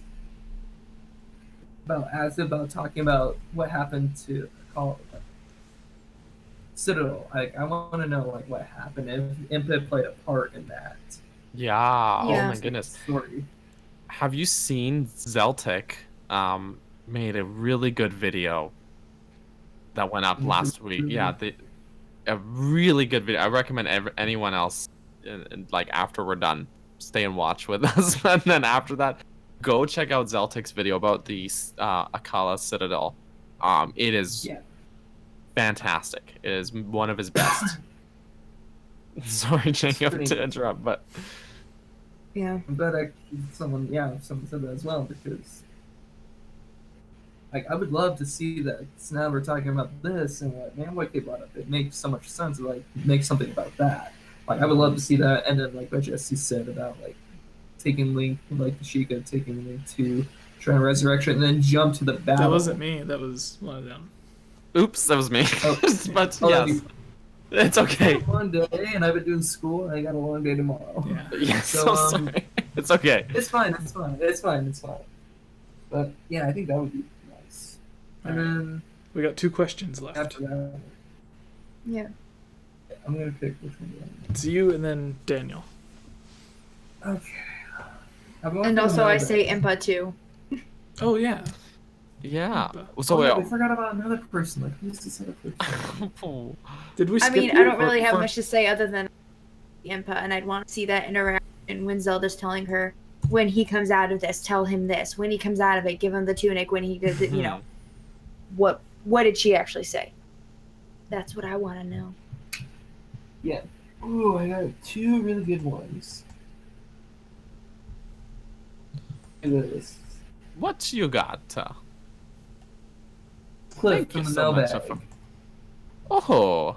This is one. He's gonna say favorite moment in Skyward Sword, because I don't think we ever talked about this, to be honest. But I like the idea of favorite moments because I don't think we ever talked about it. So, Such a good. my favorite moment in Skyward Sword.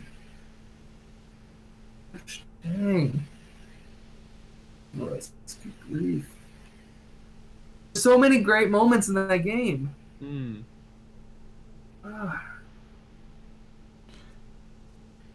I know Miss is gonna say this as well because if she was on this and she got this question, she's gonna say it, and this is mine as well. Basically, they're gonna read like if he's gonna stay and help build what would become the Kingdom of Hyrule, like that defining moment, like maybe Link and Zelda had. And then, like they would probably have a love history afterwards, which makes sense for that game only. But it also defines like where that game. This is where Hyrule started. Happens, which is amazing. I think it because there's so many great moments in that game. I think that is the best moment. You see right then and there that Link and Zelda help build. He's got a remote. And I'm scared. It's a nice Wii remote, Jesse. So yeah, Wii remote. it doesn't have a back. I don't know. Yeah. So So I that's guess my favorite moment. mine's gonna be super quick. Hmm? The moment, like a few minutes into the game, when it's like Zelda singing and Link comes up to her and then they talk, and then there's the scene where the dad comes in and like mentions, oh, you gotta get ready for the thing, and then it's like, but his left wing's missing. So that scene, like the way it's set up, where like, you know, it's the same thing that always happens with Link getting out of bed, and then you have to like help with the barrels and stuff. Stritch or whatever his name is, and then is his name Stritch? Yeah. It's the weakling. No, before he becomes buff. Yeah. Not buff. Yeah. Okay. Why isn't it? That's not a bird, is it? Stritch? No, Is it Stretch? It's No, wait. Stretch is the bug guy, isn't he? Yeah, but Yeah, like oh they yeah, have to be Stritch is named the after bug guy. Bug, or they have to be named after. ostrich. Okay. Yeah. Yeah. Oh wait, Alright. Stritch is the bug guy. But who's his friends then? Okay. So Because Colin and Stretch were the were Groose's lackeys, but yeah, no, the guy, the push-ups guy, right? yeah, Yeah, and he gives you the Oh. adventure pouch. Oh, Yeah. I don't remember his name. Stritch. It's on a tip. It's not. Is it not Stritch? No, Stritch is one of the Bug guy. bullies. Stretch is the bully. Though the bug guy is Stretch. He's obsessed with I bugs. can't remember who his friend was. Someone. Like the one that- It's not Fado. It wouldn't be. No, it's not Fado. Fledge. I really had a Fado. His name's Fledge. Flinch? Fledge. Fledgg. Ledge. Yeah. So Ah. alright, so yeah, Link gets out of bed, like Ocarina of Time, Twilight Princess, Wind Waker, Wind Waker he's not in a bed, but But he he does could- wake up. he could literally like roll off and die. In Wind Waker, his sister saved his life. So Ultimate comfort. yeah, so with Skyward Sword, he wakes up like normal from a nightmare, and then it's a letter from Zelda, and it's like, hey, come, blah blah blah, and then you go there, the music starts playing, the music gives you the overall tone of the game, because it like it's Zelda singing, it's the live orchestra, it's it's a really good song. And then you start reading and it's like, oh, Zelda and Link are like best friends. We haven't had that since like maybe Minish Cap, but then it's like 2D and it's rushed.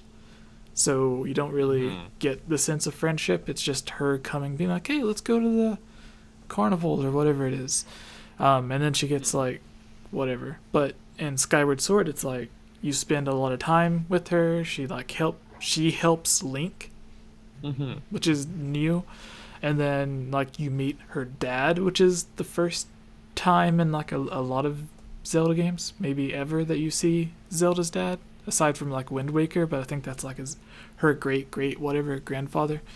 But yeah, it's like you get introduced and it's like, oh, they're best friends. Like everyone always wanted them to not be strangers, like whether they wanted it as like a friendship or an actual relationship.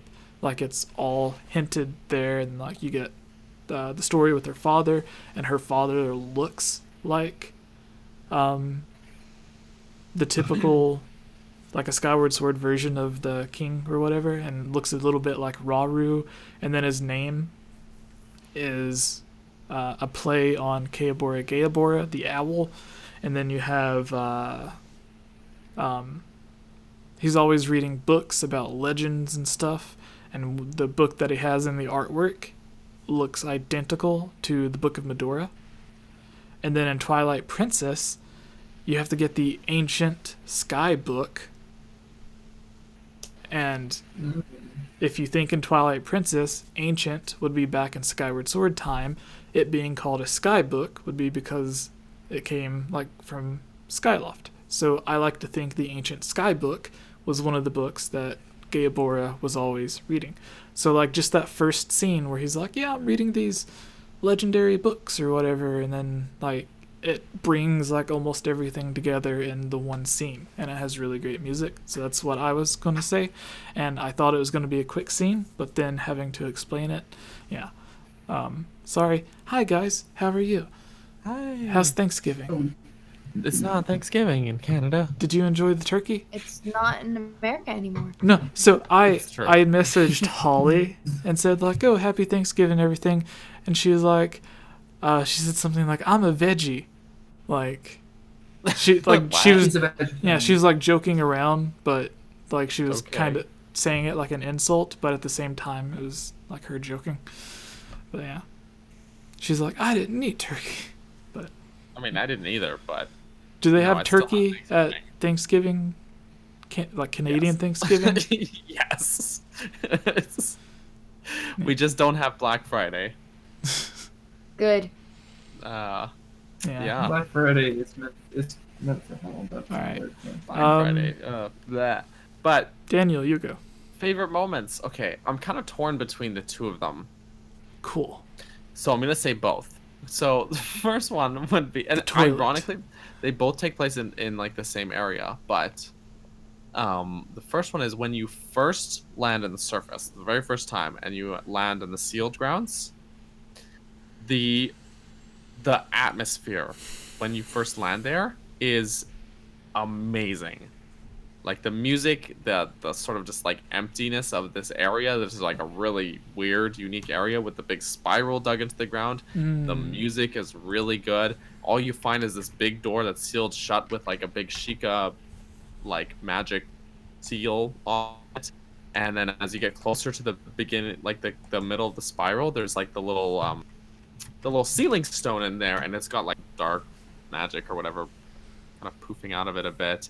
And the music, like there's like this undertone in the music of this very intense like da da da da da da da da da da, but it built like you don't notice it when you first land. As you walk closer to that undertone in the music builds up and gets louder.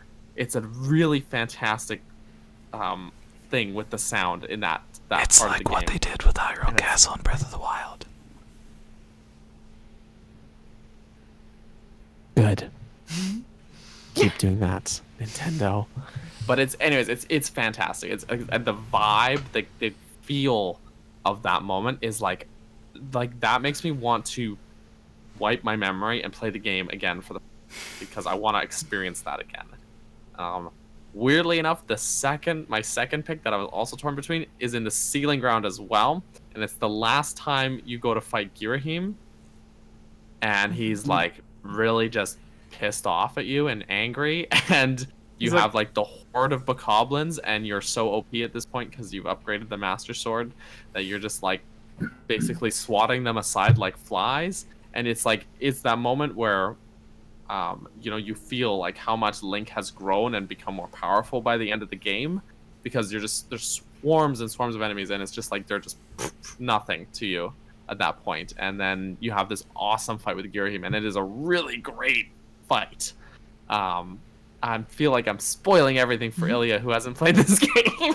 I've watched Let's Plays. Oh, okay, but the fight is it's one of my favorite, and because he expresses such frustration with the fact that he didn't kill you when you were weak, and he let you walk away, and you got this strong, and he's mad about it because that was his mistake, letting you live that long. And he makes his body turn into diamonds.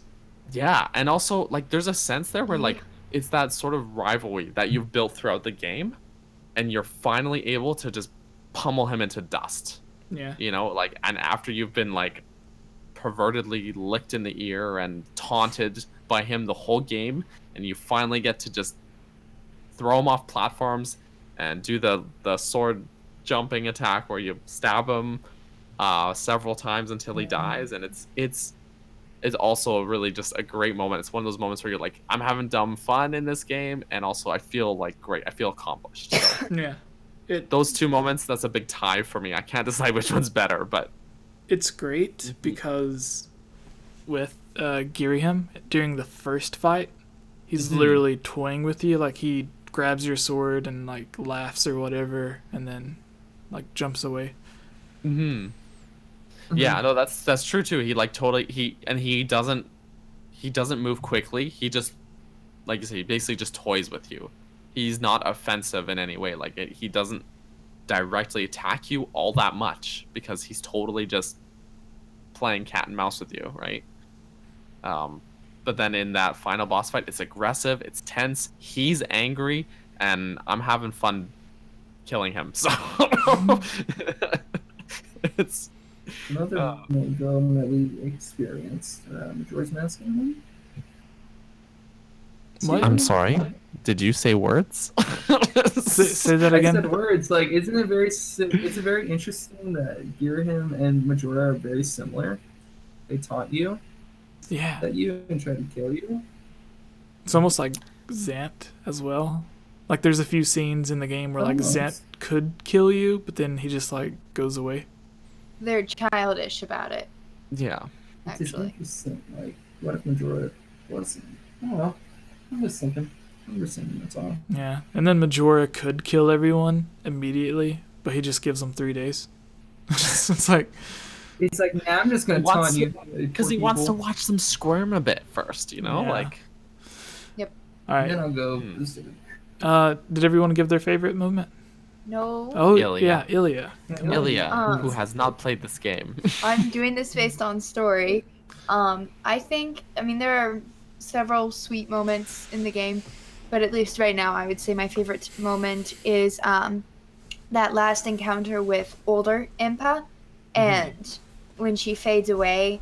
I don't know why, but when I was watching the I forget whose Let's Play it was, but I was watching a Let's Play of it for the first time, and I saw that scene, you know, and I'm looking back, and, you know, Bruce's face is, like, totally shocked, because he's like protective over this woman, and you look at these 3 kids, and that's what stood out to me. I'm like, these are kids, essentially, and you see that more so in that game. Like, even Wind Waker, I'm like, oh yeah, no, they're children, but whatever. But even younger children, but for some reason in that moment, I for some reason could see how young they were, and I was like, wow. And you have Zelda, who freaking found out she's a goddess, and so that's kind of intimidating, and she's having to deal with all of that. Link, who thought he was going to lose his best friend / possible love interest, and Bruce has an amazing character arc and completely changes who he is, and becomes a way better person. Just that moment right there where you see kids start understanding who they are and their purpose in life and becoming adults, young adults. And of course, it's sad that Impa goes away. So that's my favorite moment from someone who's only watched it. It's funny how our picks are all based, like, on very different things. You know, like, yours is very much just the story, Jesse's and how it connects to other games, Jacob's with sort of like the, I don't know, like the implication that it has for the series going forward, or well, canonically going forward. And mine's strictly based on like that moment, you know, as me, a player, almost, you know, I don't know. It's just interesting seeing the different, like, where we're drawing our inspiration from differently. I'm just pointing that out. I'm a sap, guys.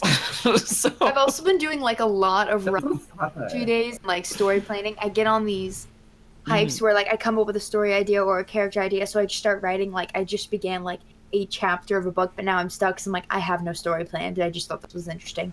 oops. So I'm going with like that writer perspective of like, oh, story arcs, fulfillment, yay, and theater major. So that's part of it. So.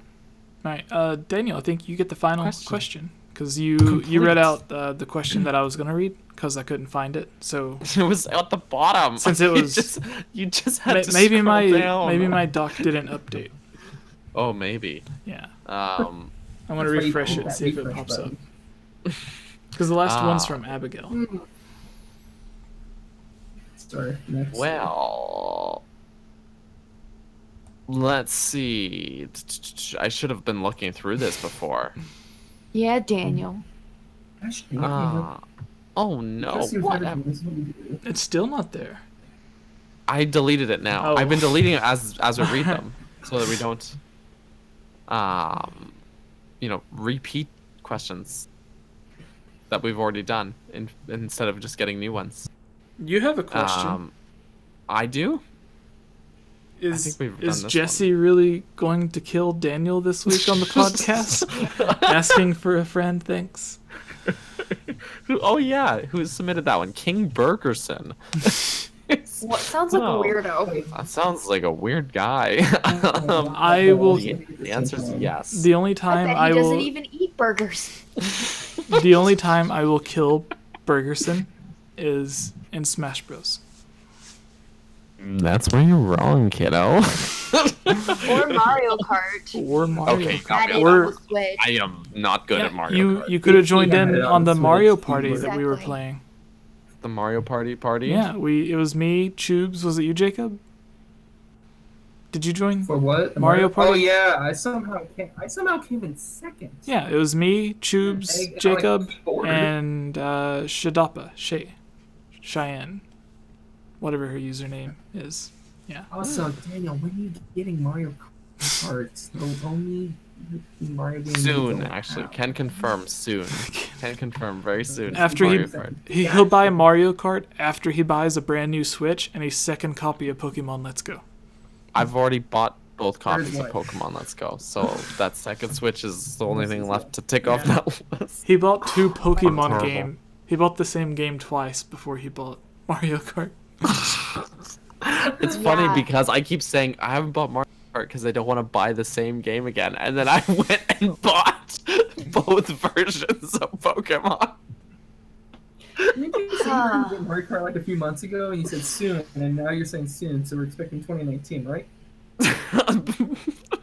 It's looking like it's gonna be that way. I shouldn't make any promises that I'm not gonna live up to. I'm sorry, you guys. I'm sorry. I'm so sorry. That's why we love you, know? So I did pick a question as well. E-Dub Dizzle 007. Nice. E-Dub Dizzle 007. I think that's the username. Yeah. E-Dub Dizzle 007 last Tuesday asked, how about a battle royale of links? Kind of like Fortnite or Black Ops 4 thing. So We get did all this of the links together. Wait. Did we do this? I Like- think Did we do this did. one? When we talked done that. about All which the links together? which Nintendo Yeah. game we would make a battle royale. Oh, And no, you said no, Pikmin. no. No, that's why we have Smash. No, Well, that's but true. we did answer one about saying which link would probably win. Oh, To fight all the links. Have we done that? yeah, Yeah, which one was the I don't strongest? remember. We did which one was the Win. strongest, and we debated on like Breath of the Wild or like Skyward Sword. Because I yeah. asked the question, because I wasn't originally said if all the links battled it out. You're right. So we technically have answered We it. have done this. And then I ended question. up being on that podcast, and I was like, well, I guess I'll answer Oh. that question. Oh, But I don't remember what I no. said. I think I said, like, Yeah, because I remember you guys did it. Breath of the Wild link? Did I say that? I Or think did I say that's. Skyward Sword? I can't remember which one we settled on in the end because I Good took link. did obtain the complete Triforce. Breath of the Wild link because of that. can Flurry Rush. Just That's saying. what it was. That's what it was. Breath of the Wild. Flurry no, Rush. he can can control Flurry time. Rush. He can. Yeah, he can flurry rush because he can control time. Yeah. Yes, literally. He- Somewhat control time. Yeah, and Skyward Sword Link, if he gets in a fight, he could just have like just a chunk of a time shift stone in his pocket. So like if he gets in danger, he can just like flick Whoa. it and go back Okay, in time. Okay, but that's like really a stretch. Like we need to talk. But he I don't know. Are we could. getting into this again? No. Okay. Just pick No, another but- question. You would have Fair to. question, We'd we'll have debate this to later. narrow it to like strictly end game. Only there are items in game. Like All that. right, in the game We can't Triforce. hypothetically take a chunk of time strip stone. He has the with us. Triforce. He wishes that the other Link is dead. Unfortunately, that's pretty much how it would go. Okay, let's choose a different one. With Why this don't you Wind pick, Waker Jesse? Link? I Wind. All right. I can't This one do for things. Ilia. Oh, there's one What? here. Wait, is Jesse really going to kill Daniel? We already did that one. do the one from Abigail. That is a question to Ilia. At the bottom. Oh. Are you saying I should read it, or what are you saying? What What is words? What is love? You're the last one that Ilia, hasn't answered. since it's a question for you, Ilia, you read the final Ilia. question. I don't have the doc open. All right, Daniel. Okay. Since it's Abigail, who I've seen was I don't know if she still is, but in She in the was live in the chat. chat. I don't see Abigail anymore. at Ilia Rose, do you think a timeline convergence in Breath of the Wild could be caused because the Master Sword is broken? In Ocarina of Time, the Master Sword is what helps Link travel through time. So would it be possible for the power of the Master Sword, until it breaks, be keeping the timelines separate?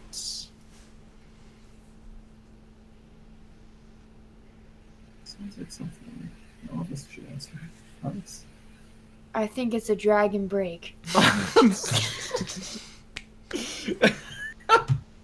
I think we talked about this one, Jesse. We need to update this document. I don't think we answered She this asked one specifically. tonight.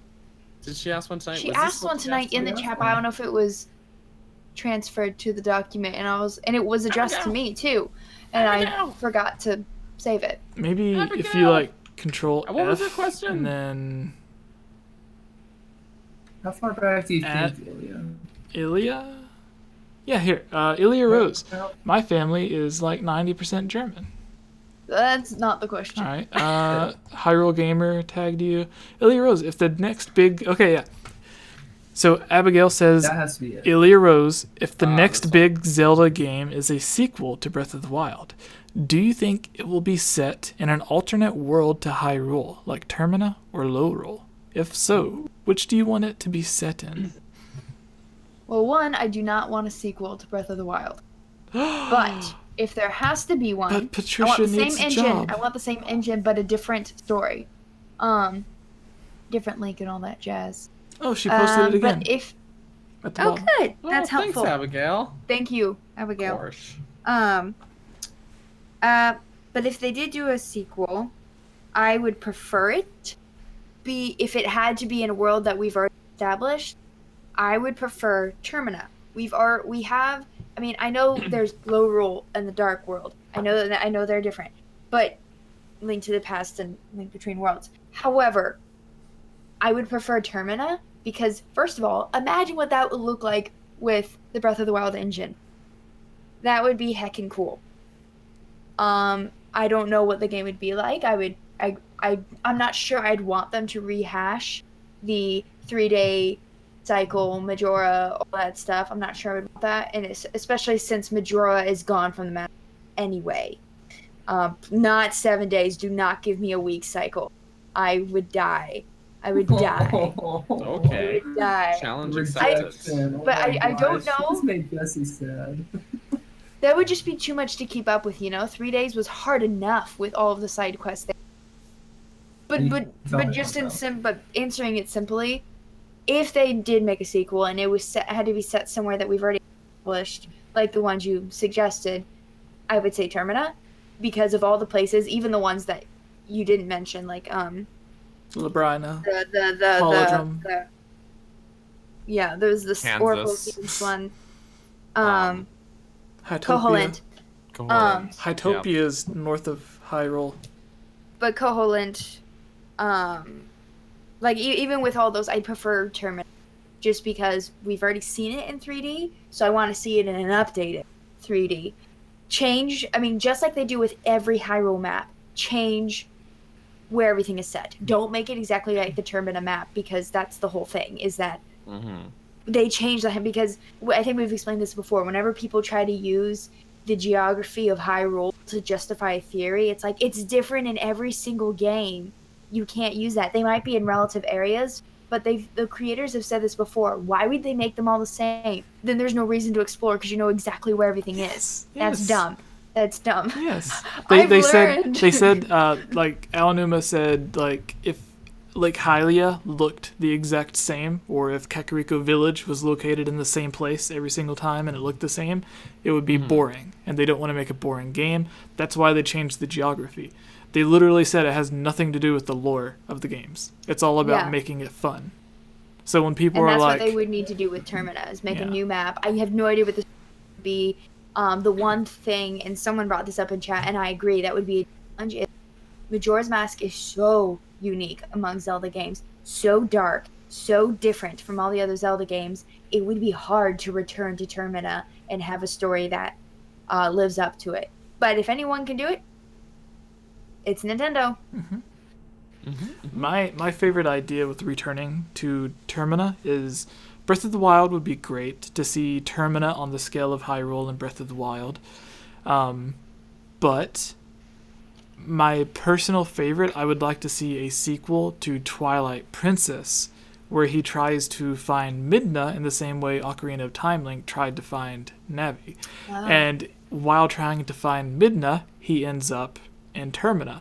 And while he's there, you get like maybe the great-grandson or whatever of Cafe and Angie or whatever.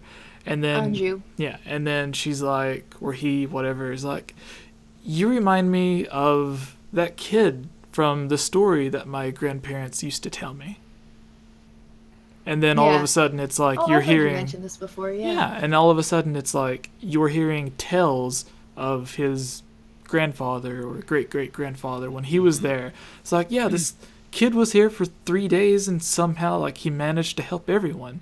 And then he just... fixed everything. Yeah, and then he just disappeared. No one knows what happened to him. And the whole time you're like, that was my grandfather or whatever. And then you get to explore Termina as an adult. So that's another thing to make it a bit different. And then it would be on the scale of Twilight Princess's Hyrule, because it would have been on like the Gamecube or the Wii. But anyways, Breath of the Wild, same thing. I would go to Termina. Jacob, hi, you're above me. How's it feel? Yes, you're below me as well. As Yeah. above, so below.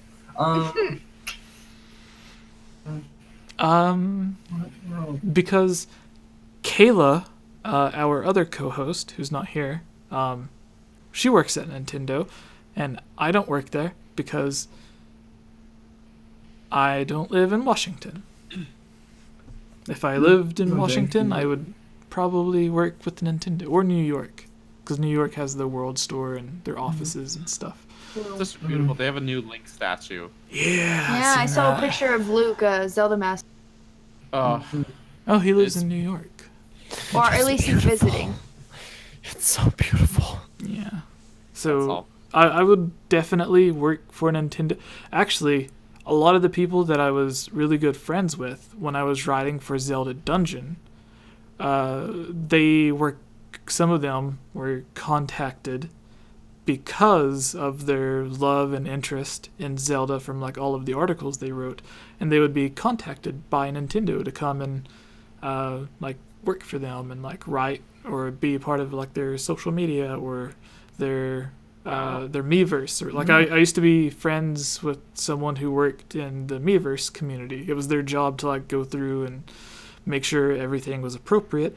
Now Miiverse doesn't exist, so I'm like, does she still have a job? What's going on there? I mean, I assume they found something else for her. Yeah. But yeah, I mean. Yeah, and then, yeah, like everyone that I know that works for, like literally works for Nintendo of America, they're not just a brand ambassador. they either live in New York or like Redmond, Washington, and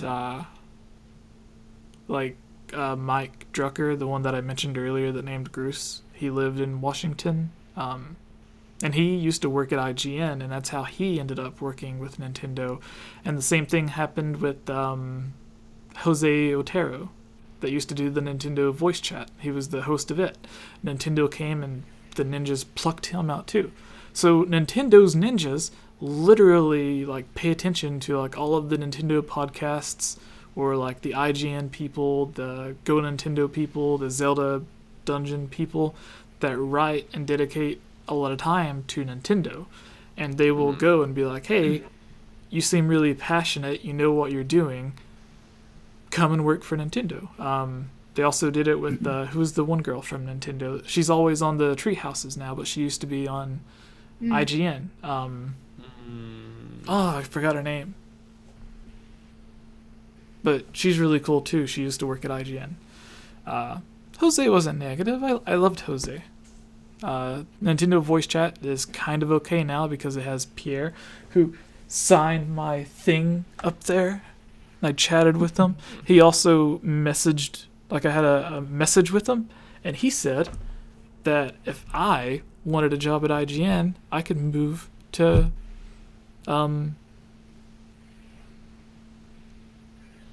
San Francisco. Yeah, that's it. Because like they had hired other YouTube people. Actually, that guy that got in trouble because he like stole all the reviews. Yes, he had a YouTube channel that had like at the time like 20-ish thousand less subscribers. I think he had like 50 or 40,000 subscribers.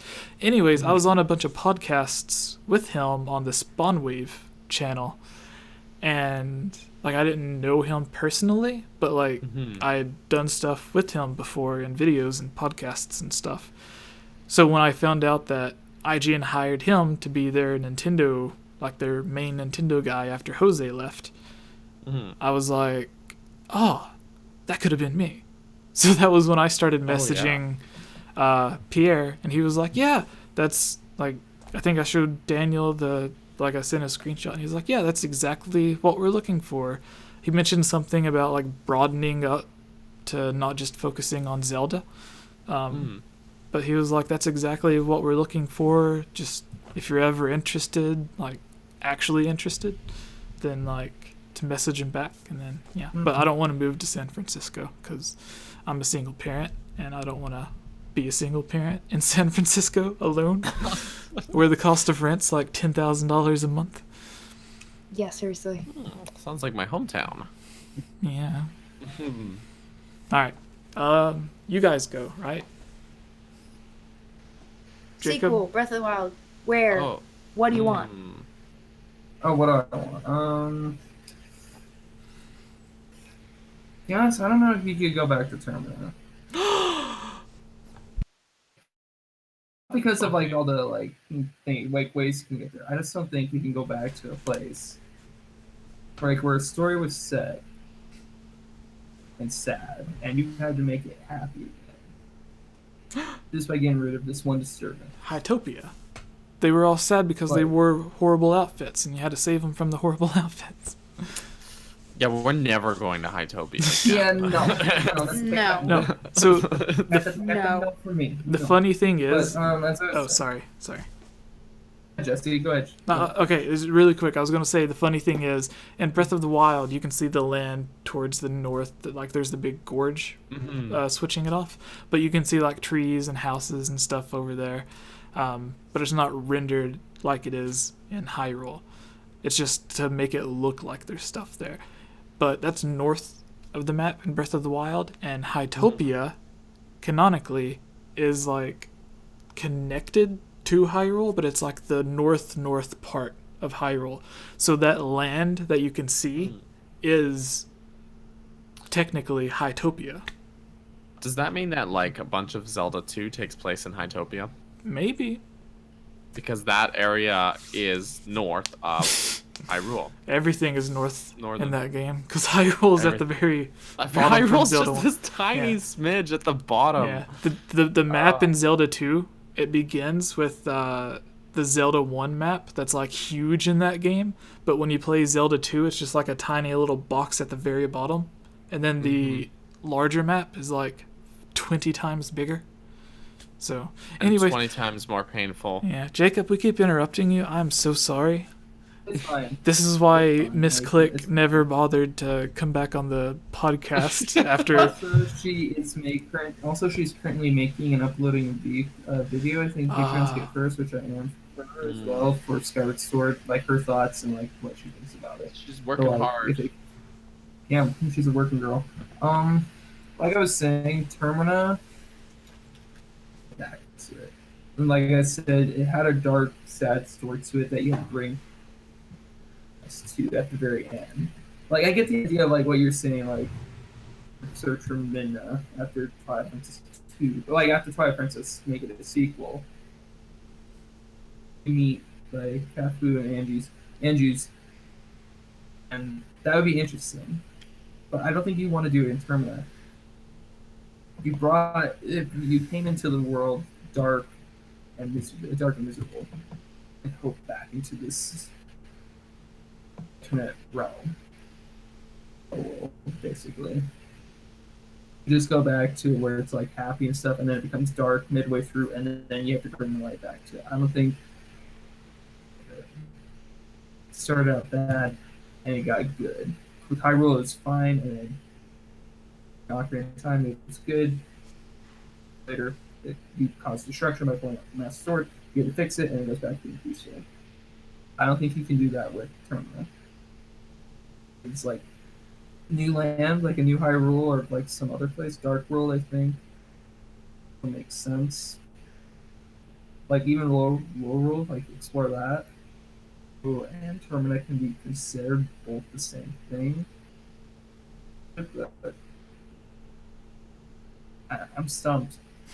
But again, the story contradicts it, like the arc of it from the main story, and if you were to go back there, that's a Termina. Well, like, Kind of hard. in a way, you're right, because Nintendo never goes back to an alternate land more than once. Like, they, even with A Link Between Worlds, which was a remake of, basically a remake of A Link to the Past, instead of having the Dark World, you had Lowrul, which is literally the same thing visually, but it was a different land. And different musically. story. Yeah. Excuse me. The mountain had snow this time. Sorry. Sorry. Sorry. Obvious over here. Haruhi says, found this in Boundary Break.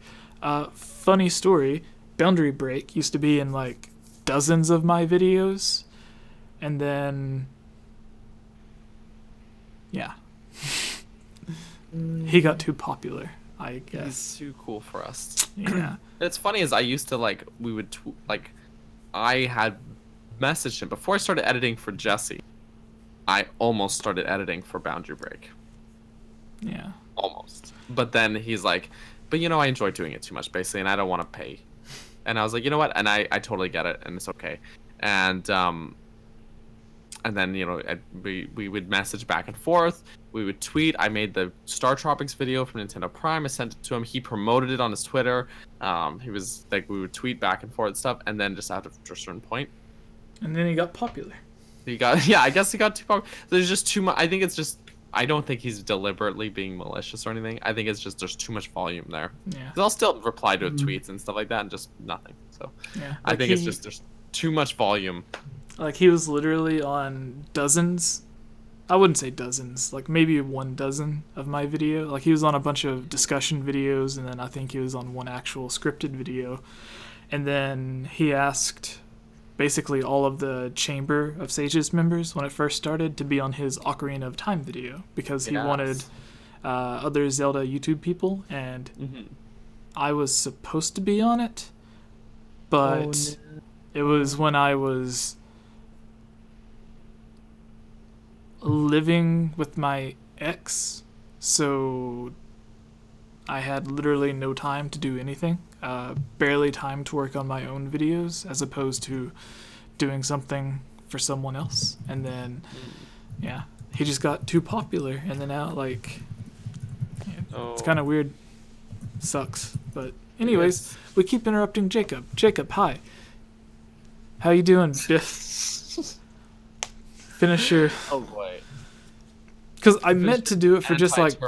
I meant to do it for like just 2 seconds to like mention something, and then I went on a rant, and then someone in the comments, and then Daniel went on a rant, and then we just never.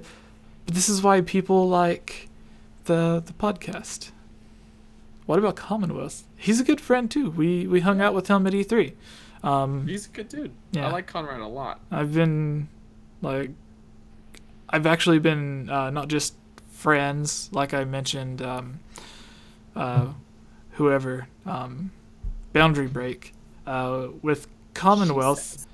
Conrad and Joey have both been really great friends for years, so that's really cool. And there was talks of Joey coming on the podcast a bunch of times, and then I guess timing has never worked out. Yeah.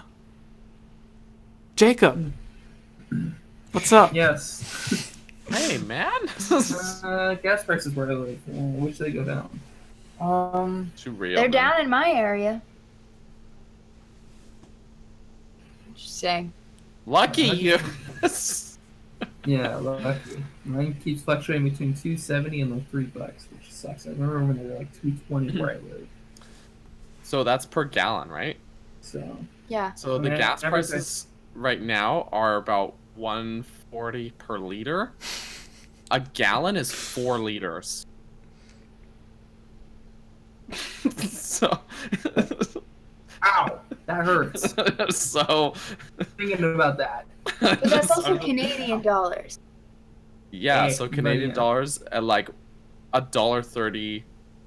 $1 US is about $1.30 Canadian. So So it's about it is $4 more, a gallon. Yeah. Pay like $25, $27 to fill up my car every 2 weeks, but now I'm at college. I don't have to move around much unless I drive up to my parents, which is 100 miles away. I have Taco Anyway, Bell I was just saying. waiting for me downstairs. You have what? Taco Bell. Did you say tacos? Yeah. About best Taco Bell? I bought a bunch of stuff from Taco Bell earlier because I didn't want to cook. And I like just a couple tacos, and like the expensive burrito is still down there waiting, and I'm just like, Oh man, yeah. I'm more of a Chipotle kind of guy. That's Nice. right now. Just eat it seductively in front of us. Moe's. Just do it. Right, Mexican, it's Moe's. Yeah. We have My 45 mom's. people watching us talk about gas Burri- prices and burritos. at like 3 a.m. almost. I just. This is still a Zelda podcast, right? I Number don't know. How's this gonna work? technically the #1 Zelda podcast in the world, because I even posted on Twitter earlier asking people to like send me their like favorite Zelda podcasts, and Ooh, I went I'm and getting- looked, and sorry, I'm just getting corrected in the chat. Marsupial Gamer, excuse me, a gallon is 3.78541 liters. So I'm sorry, I was rounding. Because I couldn't remember all 6 digits of that number. yeah. Our brains rammed at the Uh, because we're American moms. So- Suzumiya says, and New Hyrule isn't ruining the beauty of Hyrule. It's not, because Spirit Tracks was awesome, and that was in New Hyrule. I love Spirit Tracks. Zelda Informer, yeah, we all used to work for Zelda Informer. I worked. Well, I did. All of us? No, I don't think we All all of Daniel us? Are you and- serious about that? Daniel and I I'm worked learning for so much about myself. I worked for Zelda Dungeon, Surprise. Zelda Universe, and Zelda Informer, which is Yeah. weird because some of the people at each of the websites hate people at the other websites, and I just like Why? went back and forth because I liked everyone. Before Well, yeah, I I mean, did that's- this, the only voice stuff I did was a radio show, which apparently they're airing the same one again this year, and I'm like, Nice. I don't want people to hear me voicing Cousin Tilly again. Nice. Oh. I had to do it like this with my finger over my nose to get the sound right. The Hylian Gamecast, home of Taco Bell, Zelda Oh, Informer yeah. podcast. I don't Does Zelda Informer doesn't exist anymore. Technically, yeah, Zelda Dungeon Mossy's ate them. Yeah, Mossy's bought Zelda Informer and then got rid of it. Friends theme intensifies. They have a Twitter. They have a Twitter. That's it. There is a Zelda Informer podcast that back when Nathaniel Rumfojans, who was Nintendo Prime Nate now, when he was running the podcast, and there is an episode of the Zelda Informer podcast that Jesse and I are both on before we were doing this podcast. So it's like the ultimate precursor. And we discussed this weird glitch in Wind Waker, where if you dump water on Caldemos, the boss, it dies. If you have a bottle of water and you dump it on him, he dies in one hit. All right, guys, let's finish this up. Who else has to answer, by the way? So, really quick, going through the comments. So Jacob. Going through the comments really quick. Abigail says, update, next Game Over Jesse podcast to be streamed from a gas station with the Taco Bell. J2009 says, still waiting for the promised podcast, Jesse, talking about friends with friends. Jonathan says, I'm Mexican, and I know Taco Bell is nowhere near Mexican food, but I'm not going to lie, it's delicious, and I actually love eating there. I mean, since you're talking about Mexican food. If I wanted the stomach bug, I would eat at Taco Bell. Ben, Knight of Hyrule, says, because Jesse is a cool dude. Someone said Secret of Cafe, Identity of the Deku, Butler's Son, The War of Icona, The True, Better If We Ever Know This.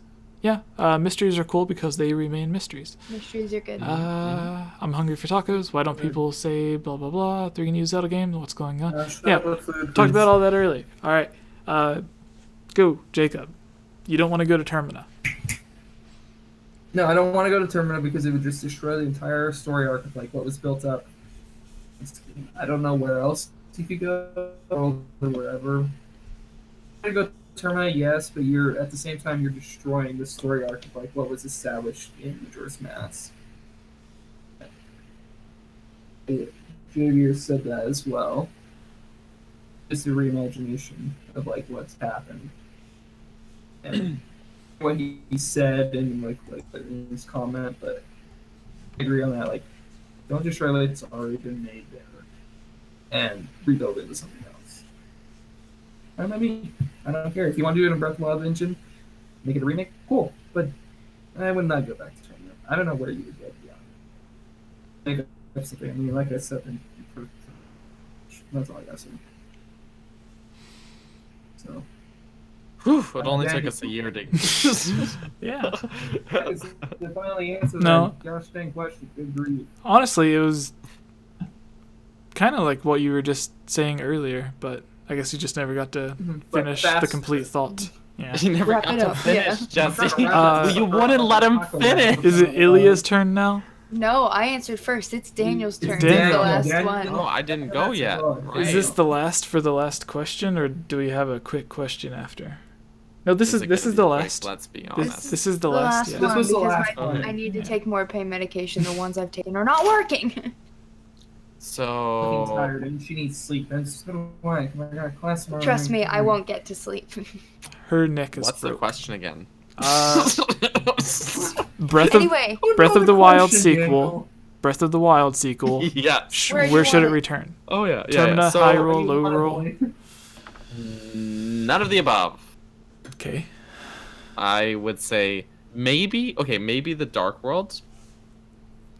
Okay. Maybe. That's the Sacred, which is not the same as Low Roll. Which is the Sacred Realm, but like after to see Ganon corrupted the Triforce. Yeah, we could see something like that again.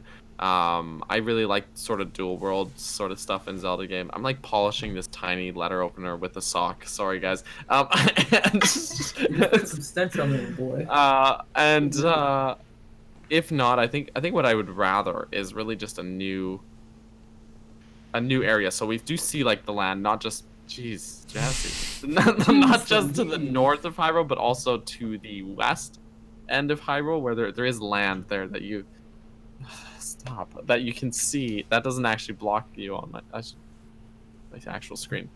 Yeah, like to the west and to the north of Hyrule, there's all this land that we can see but we can't go to. So it'd be really cool to maybe go into an area like that, and then when you reach it'd be really cool playing a game. Starts in this is a totally different place. You're not in Hyrule, and then just imagine this: you get to the edge of the map, and you see the Tangar Canyon, and you see Breath of the Wild's Hyrule there, but you can't reach it, but you see that it's there, and you realize that this edge of the map is the other edge of Breath of the Wild's map. That's awesome. Like, I just think I'd be all over that. I'd be like, I'd freak out about that. I'd just be cool. So there's an answer. Oh, but that was a perfect Hylia? Nintendo Switch snap. I wanted to make one last point. Yeah. At least clarifying what I mean by going back to Ocarina. I wouldn't want the same characters there either, to be clear. Because in order to make going back to Termina work, you have to treat it like you would Hyrule. Because obviously we go back to Hyrule a bunch of times, and it doesn't diminish the story of previous Hyrule games, in my opinion. So it would have to be new characters. The only thing that makes it Termina is that it has Icona Cannon, Romani Ranch, you know what I mean? Yeah. It would just be those areas, necessarily. At least that's what I was thinking when I'm saying going back to Termina. And you make could it completely new. Like a very different, like the same Hyrule treatment. Have some of the landmarks that are familiar. Exactly. The same way they do with Hyrule. Like Lake Hylia has been in however many games. Same with Death Mountain has been, but it hasn't had an identical one-to-one map with every character still there and every house still there. But even that said, I do see how it might be weird because Termina only had one game, just as Koholint only had one game. The Seasons games only had one for each one. But I was just clarifying what I meant. I don't want the old characters because that would be weird. Cool. All right. That is the end of the Hylian Gamescast episode 62. We began on Monday and ended on Tuesday. No, it's 11:55 for me. Oh, nice. It's 5 to midnight. A 3.5 hour podcast. East Coast. That's about normal. Since the last few podcasts were around the 2 hour mark. This is a joke question. What if Breath of the Wild was a dream? I don't know. No. It's not. No. So I can't imagine it being a dream. That's like someone the other day commented on something. It was like, what if Majora's Mask was a dream that Link had before Ocarina of Time began, like when he has the dream about Ganondorf? And I'm like, no, that doesn't even, it doesn't even make sense. Why was he going to look for Navi? Yeah, like, it's like, because before Ocarina of Time, he doesn't even know Navi exists. So. That's true.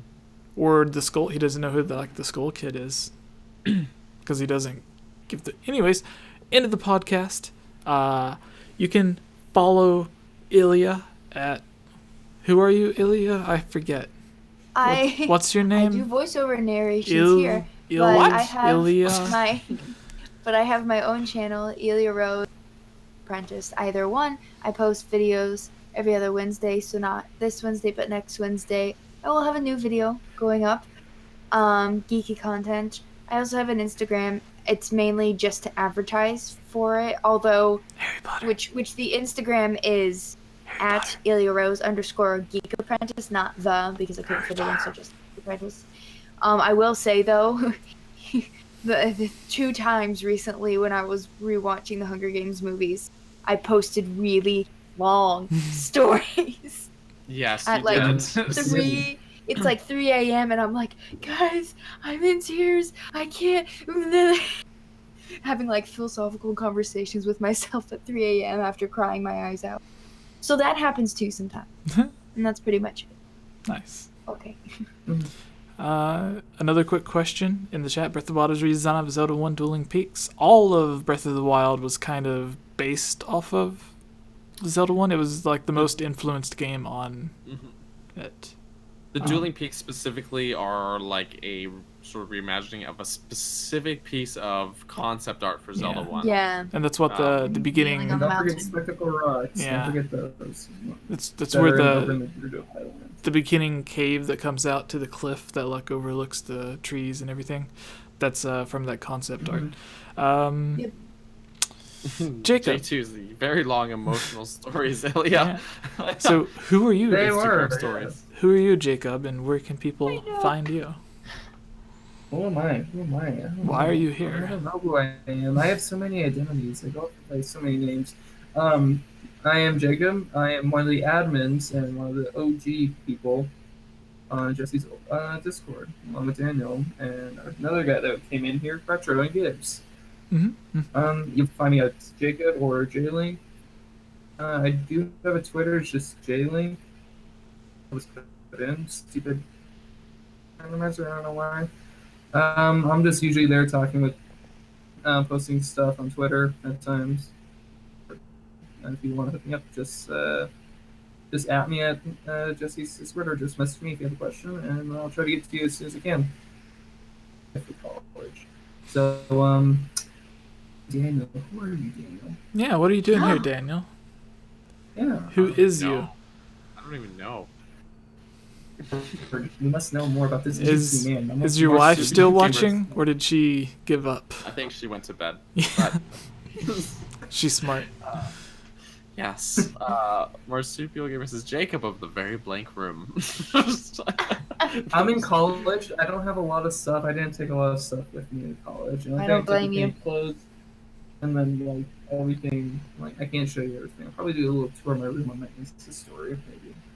Oh, that's fair. I'm just blank guy. Such blank. No, not spaced by Taylor Swift. No. Daniel, who are you? Oh yeah. He just stops. What were you just reading the chat? I was reading the chat. Oh, I thought he was staring off into the distance. No, I was just taking a look at the chat here. But anyways, yes, I'm Daniel. You can obviously find me on this podcast unless my life is a total piece of chaos, like it was last week, and then I just couldn't make it. I'm really sorry. You can Twitter and Instagram and Twitch. Those ones at Capt Burgerson, CAPTBURGERSON.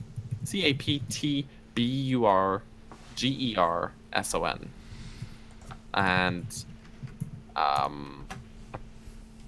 what else do I do, Jesse? Yeah, I have a website, burgersonmedia.com. You should go check that out. I was actually going through it earlier today. I'm like, oh, I really need to update it because there's a whole section that's like really out of date. But that's the big thing. If you really want to see what I'm doing when I'm doing it, or if I post content that I make, or if I'm streaming or something, Twitter, follow me there. That's probably your best bet to keep track of me. So, and if you just want to say hi to me, join Jesse's Discord. Yes. And make sure to ping me because it's a very active Discord server and I don't check it all the time. So I may not see it if you don't ping me. So. And I posted Twitter links to everyone, but it's Twitter for Ilya. But Ilya does not have a I Twitter. do not have a Twitter. It was supposed to be the No- Instagram for her. No Twitter That's for weird. Ilya. Yeah, I am Jesse. Everything is at Game Over Jesse. Facebook, we have a Facebook fan page that has a little over 7,000 people that liked it, which is crazy. We have a Facebook group for people to chat in. I post videos there sometimes. We have the Discord. We have, again, Twitter, Facebook, YouTube, Instagram. Everything is /GameOverJesse. And yeah, join the Discord and you can chat with us all the time. Sometimes we play games and we'll get on the voice chat. And then if you're cool, you can play with us when Smash Bros. Comes out. Compete for the Nintendo World Championship. Yeah, I guess that's it. Give these guys and girl, woman a follow. Yeah. Bye, everyone. Thank you for watching. Goodbye. Sorry for the 3.5 hours of tacos and gas stuff.